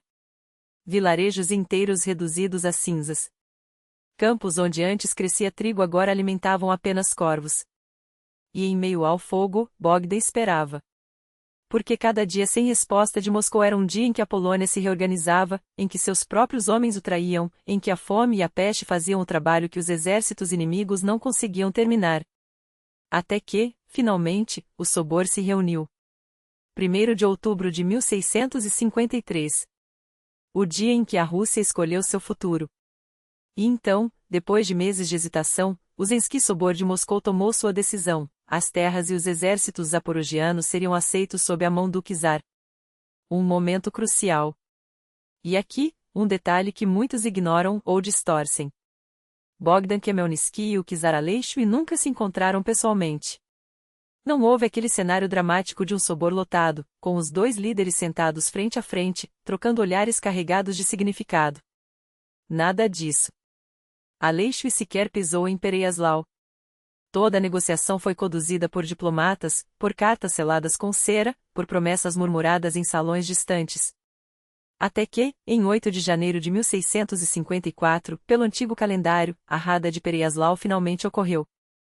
Khmelnytsky, com a eloquência de um homem que carrega o peso de um povo nas costas, discursou sobre a escolha de um protetor entre 4 monarcas. E os cossacos, após ouvi-lo, juraram lealdade a um czar que nem sequer estava presente. Quem os representava era Boiar Vasily Buturlin, um homem de rosto impassível e ordens precisas. A lealdade foi selada com sangue e palavras, mas sem o abraço simbólico que a lenda gostaria de registrar. Em março daquele mesmo ano, as negociações em Moscou deram origem aos Artigos de Março, o documento que Khmelnytsky esculpiu com cuidado cirúrgico. Nele, cada linha era uma trincheira: a eleição do Getman pelo exército, a preservação do Reichstag, o registro cossaco, a autonomia judicial e financeira, o direito de manter relações exteriores, exceto com a Polônia e o Império Otomano. Era, na prática, um pacto de autonomia dentro do Império Russo. Khmelnytsky conseguiu tudo o que queria. Ou quase tudo. Porque a República das Duas Nações, é claro, não ficou de braços cruzados. A guerra russo-polonesa irrompeu como um incêndio em campo seco, 13 anos de sangue, traição e uma crueldade que faria até os demônios recuarem. E aqui, a história se dobra sobre si mesma como uma matriosca macabra, duas forças se destroçando, até que uma terceira aparece no horizonte e, de repente, os antigos inimigos se voltam contra ela, unidos por um ódio momentâneo. Assim que o novo inimigo é derrotado, voltam a se degolar. Os primeiros 2 anos, de 1654 a 1655, foram um triunfo russo. Os exércitos de Alexandre Trubetskoy e Vasily Sheremetev, apoiados pelos cossacos de Khmelnytsky, avançaram como uma lâmina sobre a Polônia. Smolensk caiu. Pskov, Vitebsk, Mogilev, cidades que a Lituânia considerava intocáveis, foram tomadas em meses. A Batalha de Chepelevski esmagou as forças polonesas. Em setembro de 1654, Minsk se rendeu. Em agosto do ano seguinte, Vilna, o coração da Lituânia, foi saqueada. A República das Duas Nações cambaleava à beira do abismo. E então, os suecos entraram em cena. Carl X Gustav, o rei que transformará a Suécia na maior potência do Báltico, olhou para o mapa e viu uma Polônia sendo devorada sem ele. Inaceitável. Em poucas semanas, seus exércitos invadiram pelo oeste e pelo norte, tomando Cracóvia, Poznan e Varsóvia. O rei polonês Jan II Kazimierz fugiu para a Silésia, deixando para trás um país dilacerado, metades ocupadas pelos russos, metades pelos suecos. A República das Duas Nações tinha horas contadas.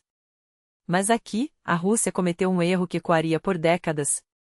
Em outubro de 1656, em vez de esmagar a Polônia de vez, Aleixo assinou o Armistício de Vilna e declarou guerra à Suécia. Uma virada absurda.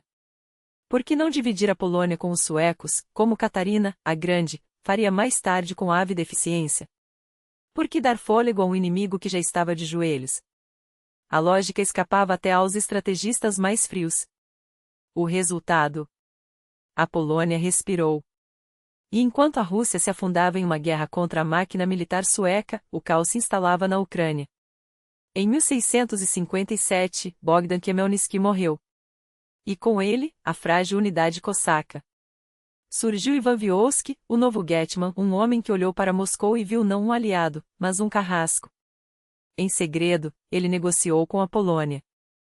Em 1658, rasgou o pacto com a Rússia e proclamou a criação de um grão-ducado russo dentro da República das Duas Nações, um reino cosaco, livre do jugo moscovita. A traição foi como um veneno, parte dos cossacos o seguiu, outra parte, não.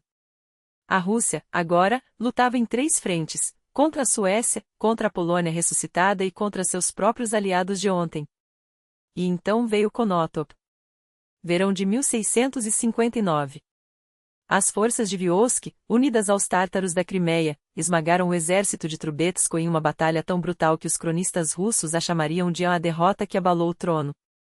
Mas o triunfo de Vyotsky foi efêmero. Sua aliança com a Polônia não agradava aos cossacos, que viam nela a volta da servidão. Em poucos meses, ele foi deposto e no seu lugar, subiu Yuri Khmelnytsky, filho de Bogdan, um homem com o nome certo, mas sem o gênio do pai. A Rússia, exausta, fez as pazes com a Suécia em 1658. Mas a Polônia, agora recuperada, não estava disposta a ceder. Em 1660, assinou sua própria trégua com os suecos e voltou toda sua fúria contra Moscou. Em outubro daquele ano, o exército de Sheremetev foi cercado, esmagado, forçado a se render. Yuri Khmelnytsky, sem escolha, assinou o Tratado de Slobodishchy, um documento que enterrava a autonomia cosaca e jogava a Ucrânia de volta aos braços da Polônia. A guerra continuava. E o sangue, mais uma vez, inundava a terra. Os acordos de Pereyaslaw, outrora celebrados como um marco de esperança, agora se desvaneciam em cinzas. Sheremetev, humilhado, assinou uma capitulação que não era apenas uma derrota militar, era uma vergonha escrita a tinta e sangue. Pelos termos daquele documento infame, cidades estratégicas como Chernihiv e Kiel deveriam ser devolvidas à Polônia. E foi então que a história reservou um dos seus momentos mais irônicos e reveladores. Quando o exército polonês marchou até as muralhas de Kiel, seus comandantes, seguros de sua vitória, exigiram a rendição imediata, abram os portões, entreguem as armas, a capitulação está assinada, e seus termos são irrevogáveis. Mas dentro da cidade, o voivoda Vasílio Boryatinsky, um nome que ainda ecoaria nas revoltas futuras, olhou para os emissários com um sorriso frio. E quem, exatamente, assinou essa tal capitulação? Perguntou, como se falasse de um boato de taverna. Os poloneses, indignados, responderam, Sheremetev, seu próprio comandante. Boryatinsky, então, com a calma de quem já vira muitas traições, retorquiu, Sheremetevs em Moscou há aos montes. E onde está o selo do czar? O documento imperial? Silêncio. Não havia documento. Não havia selo. Apenas a palavra de um general derrotado e palavras, em tempos de guerra, valem menos que o pó das estradas por onde marcham os exércitos. Kiel não se rendeu. E quando os poloneses viram que as portas permaneciam fechadas, que as muralhas não tremiam, que a cidade preferia a morte à submissão, Chernivtsi seguiu o exemplo. 2 bastiões, 2 símbolos de resistência, 2 golpes no orgulho de uma Polônia que já se via vencedora. Mas a realidade era cruel. Apesar desses atos de defiança, o quadro geral era de catástrofe. A derrota em Chudnil, o desastre em Konotop, a traição de aliados e a fragmentação da Etmanato, tudo isso transformava a situação em um poço sem fundo. A Ucrânia estava rasgada ao meio. À margem direita do Dnieper, o Pravoberezhina caía novamente sob o jugo polonês, um domínio nominal, é verdade, pois a terra estava tão devastada que pouco valia. À margem esquerda, o Livoberezhina ficava sob o controle de Yakin Sanko, um hetman pró-Moscou, logo substituído por Ivan Brukovec, um homem cuja lealdade seria tão volátil quanto os ventos da estepe. Quanto a Yuri Khmelnytsky, sua figura desbotava como um retrato abandonado ao sol, fraco, incapaz de segurar o poder, empurrado para as sombras da história. E então começou a guerra que esgotou tudo. 6 anos, de 1661 a 1667, de uma luta posicional, suja e implacável. Não havia mais batalhas épicas, apenas uma carniçaria lenta, incursões, emboscadas, vilas queimadas, colheitas destruídas. A República das Duas Nações e o Tsarado russo arrastavam-se como 2 lutadores exaustos, tropeçando um no outro, enquanto otomanos observavam de longe, esperando o momento certo para avançarem como abutres sobre uma carcaça. A economia desabava. Os cofres esvaziavam-se. Cada quilo de pólvora, cada barril de chumbo, cada soldo pago ao mercenário era arrancado da carne viva dos 2 impérios. Em 1663, o rei Jan Kazimierz lançou uma grande ofensiva contra a Ucrânia Livoberezhina, cercando Lukiw. A cidade resistiu como um osso na garganta dos poloneses, não se rendeu, não quebrou. Os invasores, frustrados, saquearam os arredores e recuaram, deixando para trás uma terra arrasada. Mas o verdadeiro golpe viria de outro lado. A porta otomana e o Kanato da Crimeia, sentindo o cheiro da fraqueza, invadiram o Pravoberezhina, ameaçando Kamianets-Podilsky e outras fortalezas.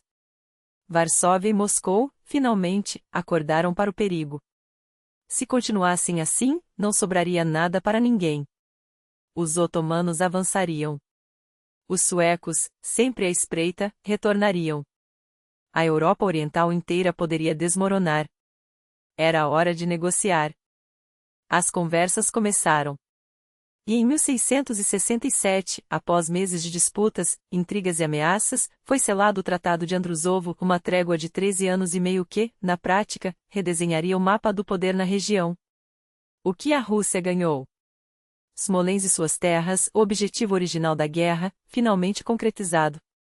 A Ucrânia Livoberezhina, o coração do Hetmanato, agora sob o cetro de Moscou. Kiel e sua região, formalmente por 2 anos, mas todos sabiam, era uma questão de tempo até que a cidade ficasse russa para sempre. E assim seria. Em 1686, com o Tratado de Paz Eterna, o czar Alexei Mikhailovich confirmaria a posse definitiva. Territórios do Norte, Chernivtsi, Starodub, Novhorod-Siversky, chaves para o controle da região.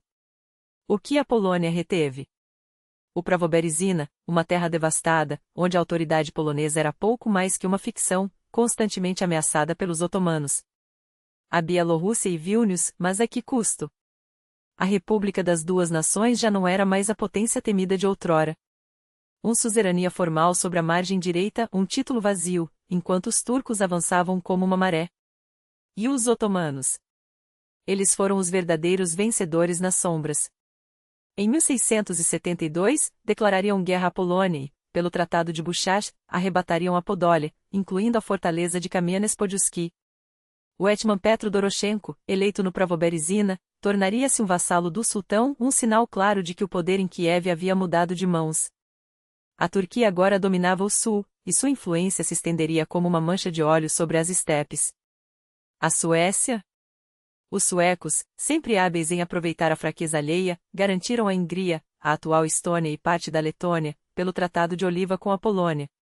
E com a Rússia, pelo Tratado de Cardiz, 1661, recuperaram todas as terras perdidas na Livônia, Koknese, Tartu, Alkuzny. A costa báltica permaneceria fechada para Moscou.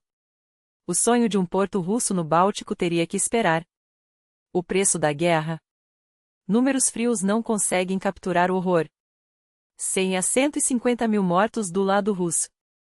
Outros 150 mil do lado polonês. Terras arrasadas, da Smolensk à Ucrânia Central, a fome e a peste seguiam os exércitos como sombras. Populações dizimadas, alguns falam em centenas de milhares de vítimas, outros em milhões entre civis e soldados. O poder cossaco, esmagado, depois de lutar pela Rússia contra a Polônia, depois de lutar contra si mesmos em guerras civis, os cossacos emergiram divididos, exaustos, traídos. O legado? Esta guerra não foi apenas um conflito, foi um terremoto geopolítico. A República das Duas Nações começou seu declínio irreparável. Em menos de um século, seria apagada do mapa. A Rússia emergiu como a nova potência dominante no leste europeu. O czarado não era mais um reino periférico, agora, era um império em ascensão. A Ucrânia foi partida ao meio, uma ferida aberta que sangraria por séculos. A margem esquerda seria absorvida pela Rússia, a margem direita, devastada pelos otomanos e poloneses, até que também cairia sob o domínio estrangeiro. Os turcos consolidaram sua presença no sul, tornando-se uma ameaça permanente para Varsóvia e Moscou. Foi assim que terminou a Guerra Russo-Polonesa, não com um estrondo, mas com um gemido longo e agonizante, que ecoaria por gerações. Foi assim que os sonhos de Bogdan Khmelnytsky se transformaram em cinzas. A Ucrânia, em vez de livre, tornou-se peça em um tabuleiro de impérios. E enquanto os diplomatas assinavam tratados em salões dourados, enquanto os generais contavam suas vitórias e derrotas, o povo, camponeses, cossacos, mercadores, pagava o preço.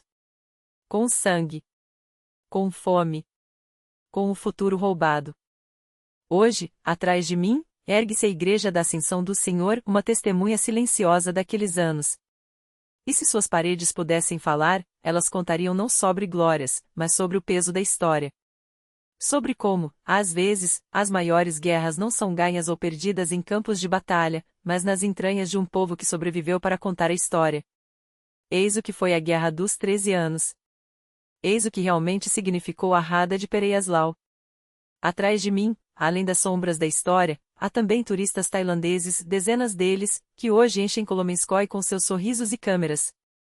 E não é à toa, esta igreja, a Igreja da Ascensão do Senhor, é, na minha opinião, uma das mais deslumbrantes de toda a Rússia. Lembro-me de vir aqui ainda criança. E naquela época, ela me deixava sem fôlego.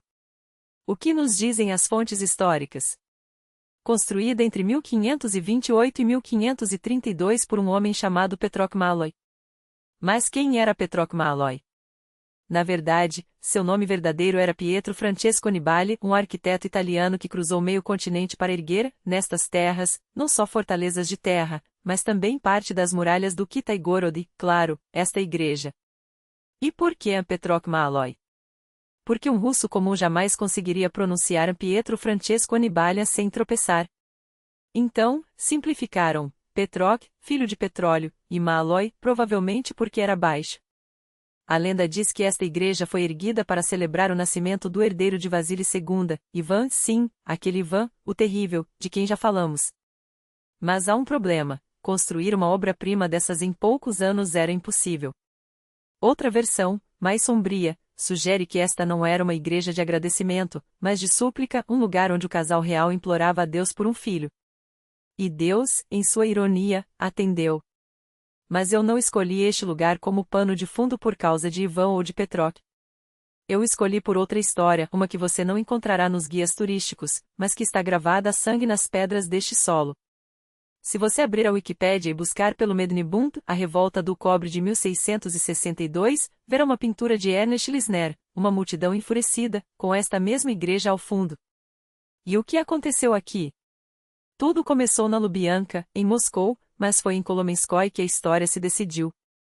Imagine, 13 anos de guerra contra a República das Duas Nações. O tesouro, vazio. Os boiardos, desesperados. E então, surge a solução genial: por que não cunar moedas de cobre? Não qualquer moeda, mas uma que valeria tanto quanto a prata. Afinal, o cobre é mais barato, não é? E aqui vem o golpe de mestre: os impostos seriam pagos em prata, mas os salários dos servidores e soldados? Em cobre. Brilhante, não? A coroa acumularia prata, enquanto distribuía aos pobres um metal que, no fundo, não valia quase nada. O resultado? Um mercado negro explosivo. 6 rublos em prata equivaliam a 170 rublos em cobre. Os falsificadores não perderam tempo, recortavam moedas velhas, derretiam os restos e cunhavam novas. E quem pagou o preço? Sempre os mesmos: o povo, já esmagado pela guerra, agora visto como gado a ser ordenhado até a última gota. Até que, em 25 de julho de 1662, aparecem panfletos na Lubianka. Neles, acusações contra os boiardos Miloslavski, membros da Duma e Vasily Chorin, os mesmos nomes que já haviam sido amaldiçoados durante a Revolta do Sal, anos antes. O que diziam esses papéis? Que eles conspiravam com a Polônia. Que eram eles, os arquitetos do roubo legalizado, a reforma do cobre, projetada para sangrar o povo ortodoxo. E então, a faísca. Milhares se reuniram. Os mais exaltados, cerca de 1000, marcharam de Moscou até Kolomenskoye, onde o czar Alexei Mikhailovich acabará de sair de uma missa. Um homem comum se adiantou e disse, sem cerimônia: czar, não dá mais. Eles nos roubam de novo, e desta vez, nos deixaram sem nada. Alexei, acossado, prometeu: acalmem-se. Vou punir os culpados. Vou resolver o problema das moedas. O povo, ingênuo, acreditou. Voltaram para Moscou. Mas enquanto eles recuavam, outros 2000 avançavam, e estes não estavam dispostos a aceitar promessas vazias. O czar mentiu, gritavam. Ele não vai fazer nada. As duas multidões se fundiram e retornaram a Kolomenskoye. Desta vez, os Treutsi já os esperavam. O voivoda saiu ao encontro deles: o czar já prometeu. Por que voltaram? Se insistirem, será pior para vocês. E então, do meu lado direito, ali, onde a grama esconde os ossos, começaram a cortar. Com sabres. Com piques. Corpos atirados no rio Moskva. Testemunhas juram que foram 1000 os mortos. Mas o pior ainda estava por vir. Os rebeldes exigiam os boiardos, os mesmos que arquitetaram a fraude, para linchá-los. Em vez disso, receberam uma caçada. Porque tudo havia começado com aqueles panfletos. E então, pela primeira vez na história moscovita, todos os habitantes letrados de Moscou foram obrigados a dar amostras de sua caligrafia. Este papel é seu, Ivan Ivanovitch. Mas ninguém foi encontrado. Nenhum padeiro, nenhum ferreiro, nenhum artesão. O que me leva a uma suspeita: aqueles panfletos não foram escritos por mãos comuns. Alguém, lá no alto, os plantou, um clã jogando contra outro, como sempre. A perseguição aos culpados durou meses. Alguns dizem anos. Moedas de cobre foram gradualmente retiradas de circulação. Em 1663, as casas da moeda de Novgorod e Pskov fecharam suas portas, e a prata voltou a reinar. Aplausos, mas a semente da revolta já estava plantada. 8 anos depois, em 1671, no crepúsculo do reinado de Alexei, eclodiria algo muito maior do que o motim, a Guerra de Stenka-Razin. E não foi um levante, como os livros soviéticos gostavam de chamar. Foi uma guerra camponesa. Olhem o mapa: o Volga, o Don, cidades inteiras em chamas. O que estava por trás disso? O Sobornoio Luzeni de 1649, um código que não usava luvas de veludo para estrangular. Não havia mais disfarces. O Estado mostrava os dentes.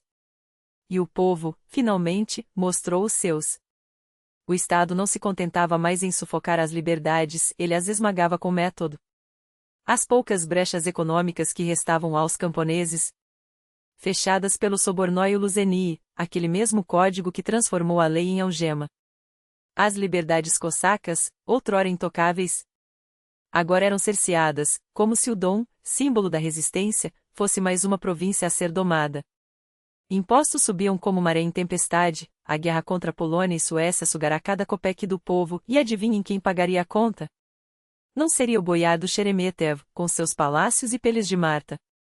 Não, seria o mujique curvado sobre a enxada, o artesão de mãos calosas, o Posadski que já não conseguia vender nem um par de botas sem que o fisco lhe arrancasse a pele. E o Dom, o Dom. Lá, onde a velha máxima era mais do que um ditado, era um juramento. Para onde corria toda a Golitva, os desesperados, os fugitivos da servidão? Para as estepes do Dom, onde a terra não tinha dono e a liberdade ainda cheirava a pólvora e a grama queimada. Mas agora? Agora via-o, caçadores de escravos rastreadores de homens, arrastando de volta os fugitivos para os latifúndios dos boiardos. O sonho se esvaía. E com ele, a paciência. Porque a fome não espera.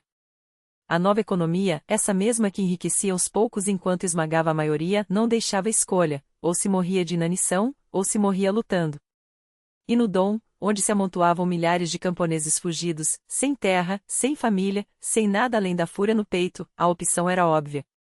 Não eram santos, não eram idealistas, eram homens sem medo nem lei, que só queriam uma coisa: arrancar do mundo o que o mundo lhes negava. Foi assim que começou, uma daquelas incursões cossacas que pareciam brincadeira de meninos grandes. Razin desceu o Volga com seus homens, saqueou as costas persas, afundou a frota do Shah e voltou com tanto ouro que as lendas se espalharam como fogo em palha seca. Meu sobrinho foi com um amigo, sussurravam nas Santanitsas, e voltou com prata nos bolsos. Não importava se era verdade, o que importava era o mito. Stenka Razin, o Ataman que humilhou turcos, que afrontou o czar, que distribuía saque como se fosse pão. Um herói de taberna, sim, mas um herói. E Razin pensou, se eles são tão fracos assim, por que não ir além? A guerra contra a Polônia havia acabado de esgotar o exército czarista. Os regimentos estavam exaustos, os cofres vazios. Quem ousaria enfrentá-lo? Então ele ergueu a bandeira, não contra o czar, não, jamais. Contra os boiardos, os que sugavam o sangue do povo. Pelo bom czar Alexei, gritavam seus homens. Pelo Pai que nos protege, contra os ladrões que nos roubam. A lógica era simples, brutal, irresistível. O czar era bom, mas estava cercado de demônios. Bastava limpar a corte, enforcar os traidores, e a Rússia seria um paraíso. Nós faremos isso por você, Batiuska. Nós lhe traremos as cabeças dos maus boiardos. E o Volga ardeu. Não foi só uma rebelião, foi um incêndio que devorou cidades. Astrakhan caiu em um dia, Tsaritsyn, o futuro Volgograd, em outro. Em ambos, a elite foi exterminada, voivodas atirados das muralhas, afogados no rio. Sarov, Samara, Simbirsk, a futura Ulyanovsk, uma após outra, como dominós de sangue. E o exército de Razin crescia, inchado não só por cossacos e camponeses russos, mas por chuvashes, mordovianos, tártaros, todos unidos não por uma ideologia, mas pela sede de vingança. Eles vêm com um falso czar, murmuravam pelas aldeias. Eles vêm para nos libertar. E de Tambov a Tula, de Nizhny Novgorod às margens do Oka, o campo se levantou. Não por ordem, não por plano, por instinto. Até que a máquina czarista acordou. Em 1670, as tropas de Dolgoruki esmagaram Razin em Simbirsk. Mas a derrota não apagou o fogo, apenas o espalhou. O governo jogou tudo o que tinha, cada regimento, cada mercador de morte. E a repressão não foi guerra, foi abate. Cidades afogadas em sangue, Santanitsas reduzidas a cinzas. Testemunhas estrangeiras escreviam horrorizadas sobre estacas cravadas com cabeças empaladas, corpos ainda vivos gemendo sob o sol. Não era mais uma batalha entre exércitos, era uma caçada. Os nobres não poupavam nem mulheres nem crianças, porque sabiam, se não os esmagassem agora, amanhã seriam eles os esmagados.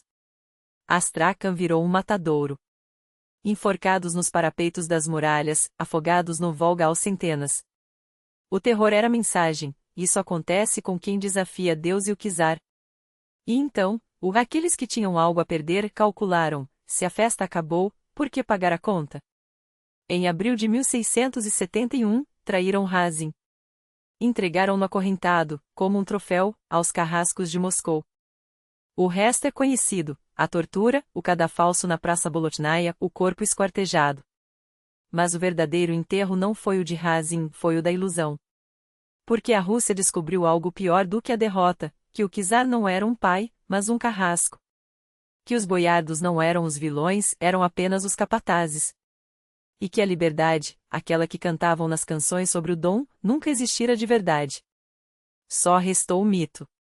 E a certeza de que, cedo ou tarde, a fome voltaria a uivar.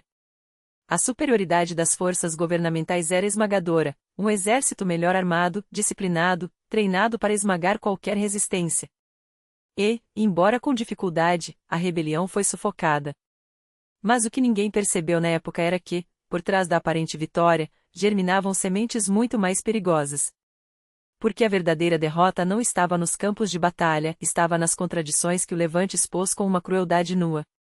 Aqui está o primeiro paradoxo: a massa, a fúria, a escala do movimento revelaram que a Rússia não era um corpo unido, mas um barril de pólvora prestes a explodir. Por um breve momento, o jugo servil afrouxou. A nobreza tremeu. De um lado, murmuravam: talvez seja a hora de recuar, de aliviar a pressão sobre os camponeses. Do outro, apertavam-se ainda mais em torno do trono, porque, admitamos, quem mais restava? O czar era o único protector dos seus privilégios, das suas riquezas, da sua própria pele. A ironia cortante: aqueles que oprimiam clamavam por proteção contra os oprimidos. E o Estado, é claro, saiu mais forte. A monarquia absoluta, a máquina repressiva, o aparato burocrático, tudo ganhou musculatura. Cada gota de sangue derramado em Bolotnaya foi fertilizante para o poder czarista. Mas a memória do povo não se apaga tão facilmente. Podem rir do folclore que eternizou Stenka Razin como um herói, mas é exatamente isso que o torna perigoso: ele virou símbolo. Um símbolo que não morre. Quando o povo, décadas depois, acender sua própria guerra camponesa, as chamas já terão sido ateadas aqui, nas margens do Don, entre os homens que seguiram o atamano rebelde. Os números falam por si: estimativas variam entre 100.000 e 200.000 almas que se levantaram. Não eram 200.000 soldados sob o comando direto de Razin; se fossem, Moscou teria caído. Mas 20.000 homens cercando Simbir já era um exército temível para a época. Um exército de desesperados, que provou que a Rússia não era apenas terra de servos resignados, mas de uma fúria adormecida. E assim termina o reinado de Alexei Mikhailovich, o Tranquilo, um título que soa como sarcasmo histórico. Ele herdou um império à beira do abismo, guerras com a comunidade polaco-lituana, com a Suécia, a ameaça constante de uma guerra camponesa que poderia arrasar tudo. Mas, com mão de ferro e decisões impopulares, conseguiu segurar as rédeas. A Rússia não apenas sobreviveu, expandiu fronteiras, humilhou a velha rival Polônia e deu os primeiros passos hesitantes rumo à modernização. Pedro, o Grande, colheria os frutos ou as cicatrizes do que começou aqui. Porque foi sob Alexei que o Estado se tornou uma máquina de esmagar dissidências, que a burocracia engordou, que a nobreza aprendeu a dançar no fio da navalha entre lealdade e ambição. E agora, a mística: Boris Morozov, o boiardo todo-poderoso, afastado, depois reintegrado, mas já sem o antigo brilho. O irmão de Boris morre e deixa uma fortuna para sua viúva, a boiarda Morozova, aquela Morozova, a mesma que viraria ícone do cisma da igreja, retratada em telas como uma mártir inquebrantável. O destino tece suas tramas com mãos irônicas: o dinheiro que enriqueceu os opressores acabaria nas mãos de quem desafiaria o próprio czar. Porque o cisma não desapareceu. As reformas de Nikon dividiram a Rússia como uma espada: uns se curvaram, outros resistiram. E o mosteiro de Solovy resistiu por 8 anos. 8 invernos em que os monges, trancafiados atrás de muralhas construídas para repelir suecos, enfrentaram os Treutzi do czar. Os cercos falhavam no verão, quando os soldados não aguentavam o frio e a fome; no inverno, os monges sobreviviam com seus estoques, enquanto os atacantes congelavam do lado de fora. Até que, em 1676, Alexei perdeu a paciência. Basta, ordenou. Solovy não é mais um mosteiro, é um símbolo de desafio. Não há Nikon, não há igreja, mas a mim. E em 22 de janeiro, as portas foram arrombadas. 400 corpos ensanguentados depois, alguns queimados vivos em cabanas, outros afogados em buracos no gelo, outros crivados de balas, a rebelião foi esmagada. Os anchefes dos rebeldes, como os chamaram, foram apresentados ao czar como troféus. Uma semana depois, em 29 de janeiro, Alexei Mikhailovich caiu morto. Um ataque cardíaco, dizem. Ou talvez o peso de um reinado que enterrou mais homens do que salvou. Assim terminou sua era. E assim começou a de seu filho, Fyodor Alexeyevich, um jovem doente, tão piedoso quanto o pai, mas de uma geração diferente, letrado, poeta amador, obcecado por arquitetura e música. Os Narikin, família da segunda esposa de Alexei, foram empurrados para a sombra enquanto os boiardos, como sempre, manobravam nos bastidores. Fyodor não duraria muito, 6 anos de reinado, uma vida truncada aos 21. 6 anos em que a boiarda incharam de 66 para 99 membros, sinal claro de que o poder estava escapando das mãos do czar para as dos nobres. Eles fecharam o Prikaz Tainik Deu, o Departamento de Assuntos Secretos, aquele órgão que tanto os incomodava, que os investigava, que os mantinha sob suspeita. Agora, suas mãos estavam livres. Para roubar. Para oprimir. Para governar. Mas não foi só decadência. Fyodor, em sua breve passagem, deixou marcas, reduziu o número de prikaze, os ministérios da época, regulamentou a jornada de trabalho, um embrião de legislação laboral. Aboliu o mestnichecho, aquele sistema arcaico que determinava cargos por linhagem em vez de mérito. Preparou o terreno para a tabela de postos que Pedro I depois implementaria, uma hierarquia clara para civis e militares. E, sim, foi sob Fyodor que os cortesãos começaram a barbear as barbas, antes de Pedro, o Grande. A modernização, afinal, não começa com um decreto, começa com pequenos gestos de ruptura. A economia também sentiu o aperto. Um censo nacional em 1678, concluído no ano seguinte, serviu de base para o Podvornoye Oblozenie, um imposto por domicílio, que encheu os cofres do Estado e, é claro, apertou ainda mais o laço em torno dos camponeses. Os Treutzi receberam seu salário em forma de novos tributos.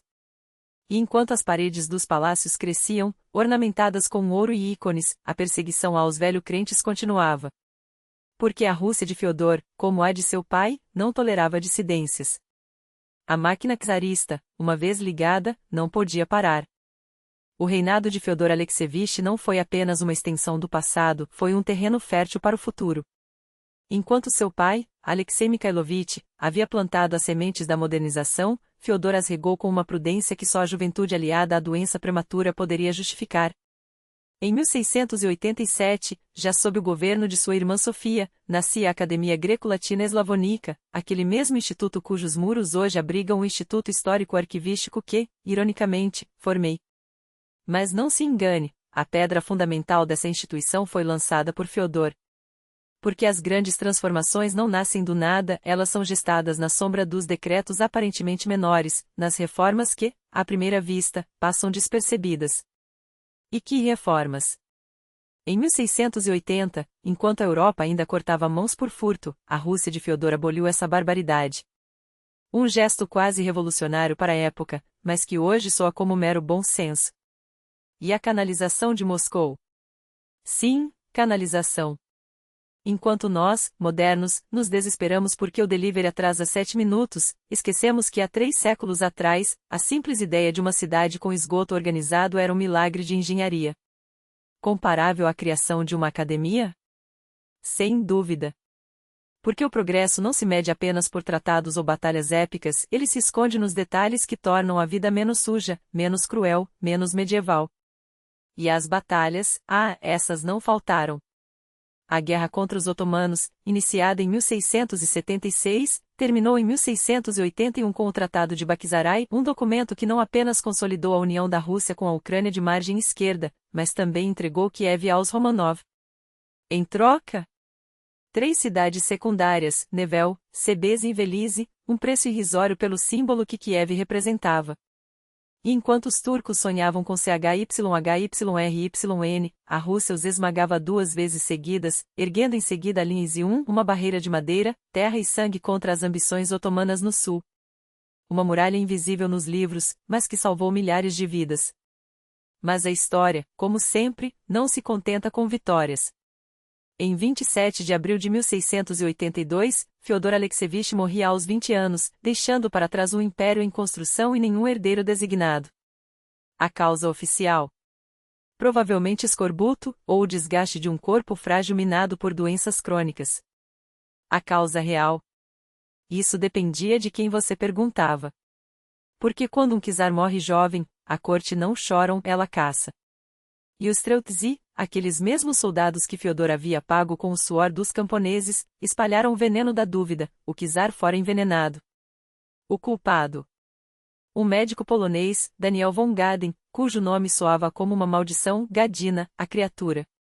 Quando reviraram sua casa, encontraram à prova um animal marinho de muitas patas, um crustáceo que os Streltsy, em sua ignorância, confundiram com um demônio.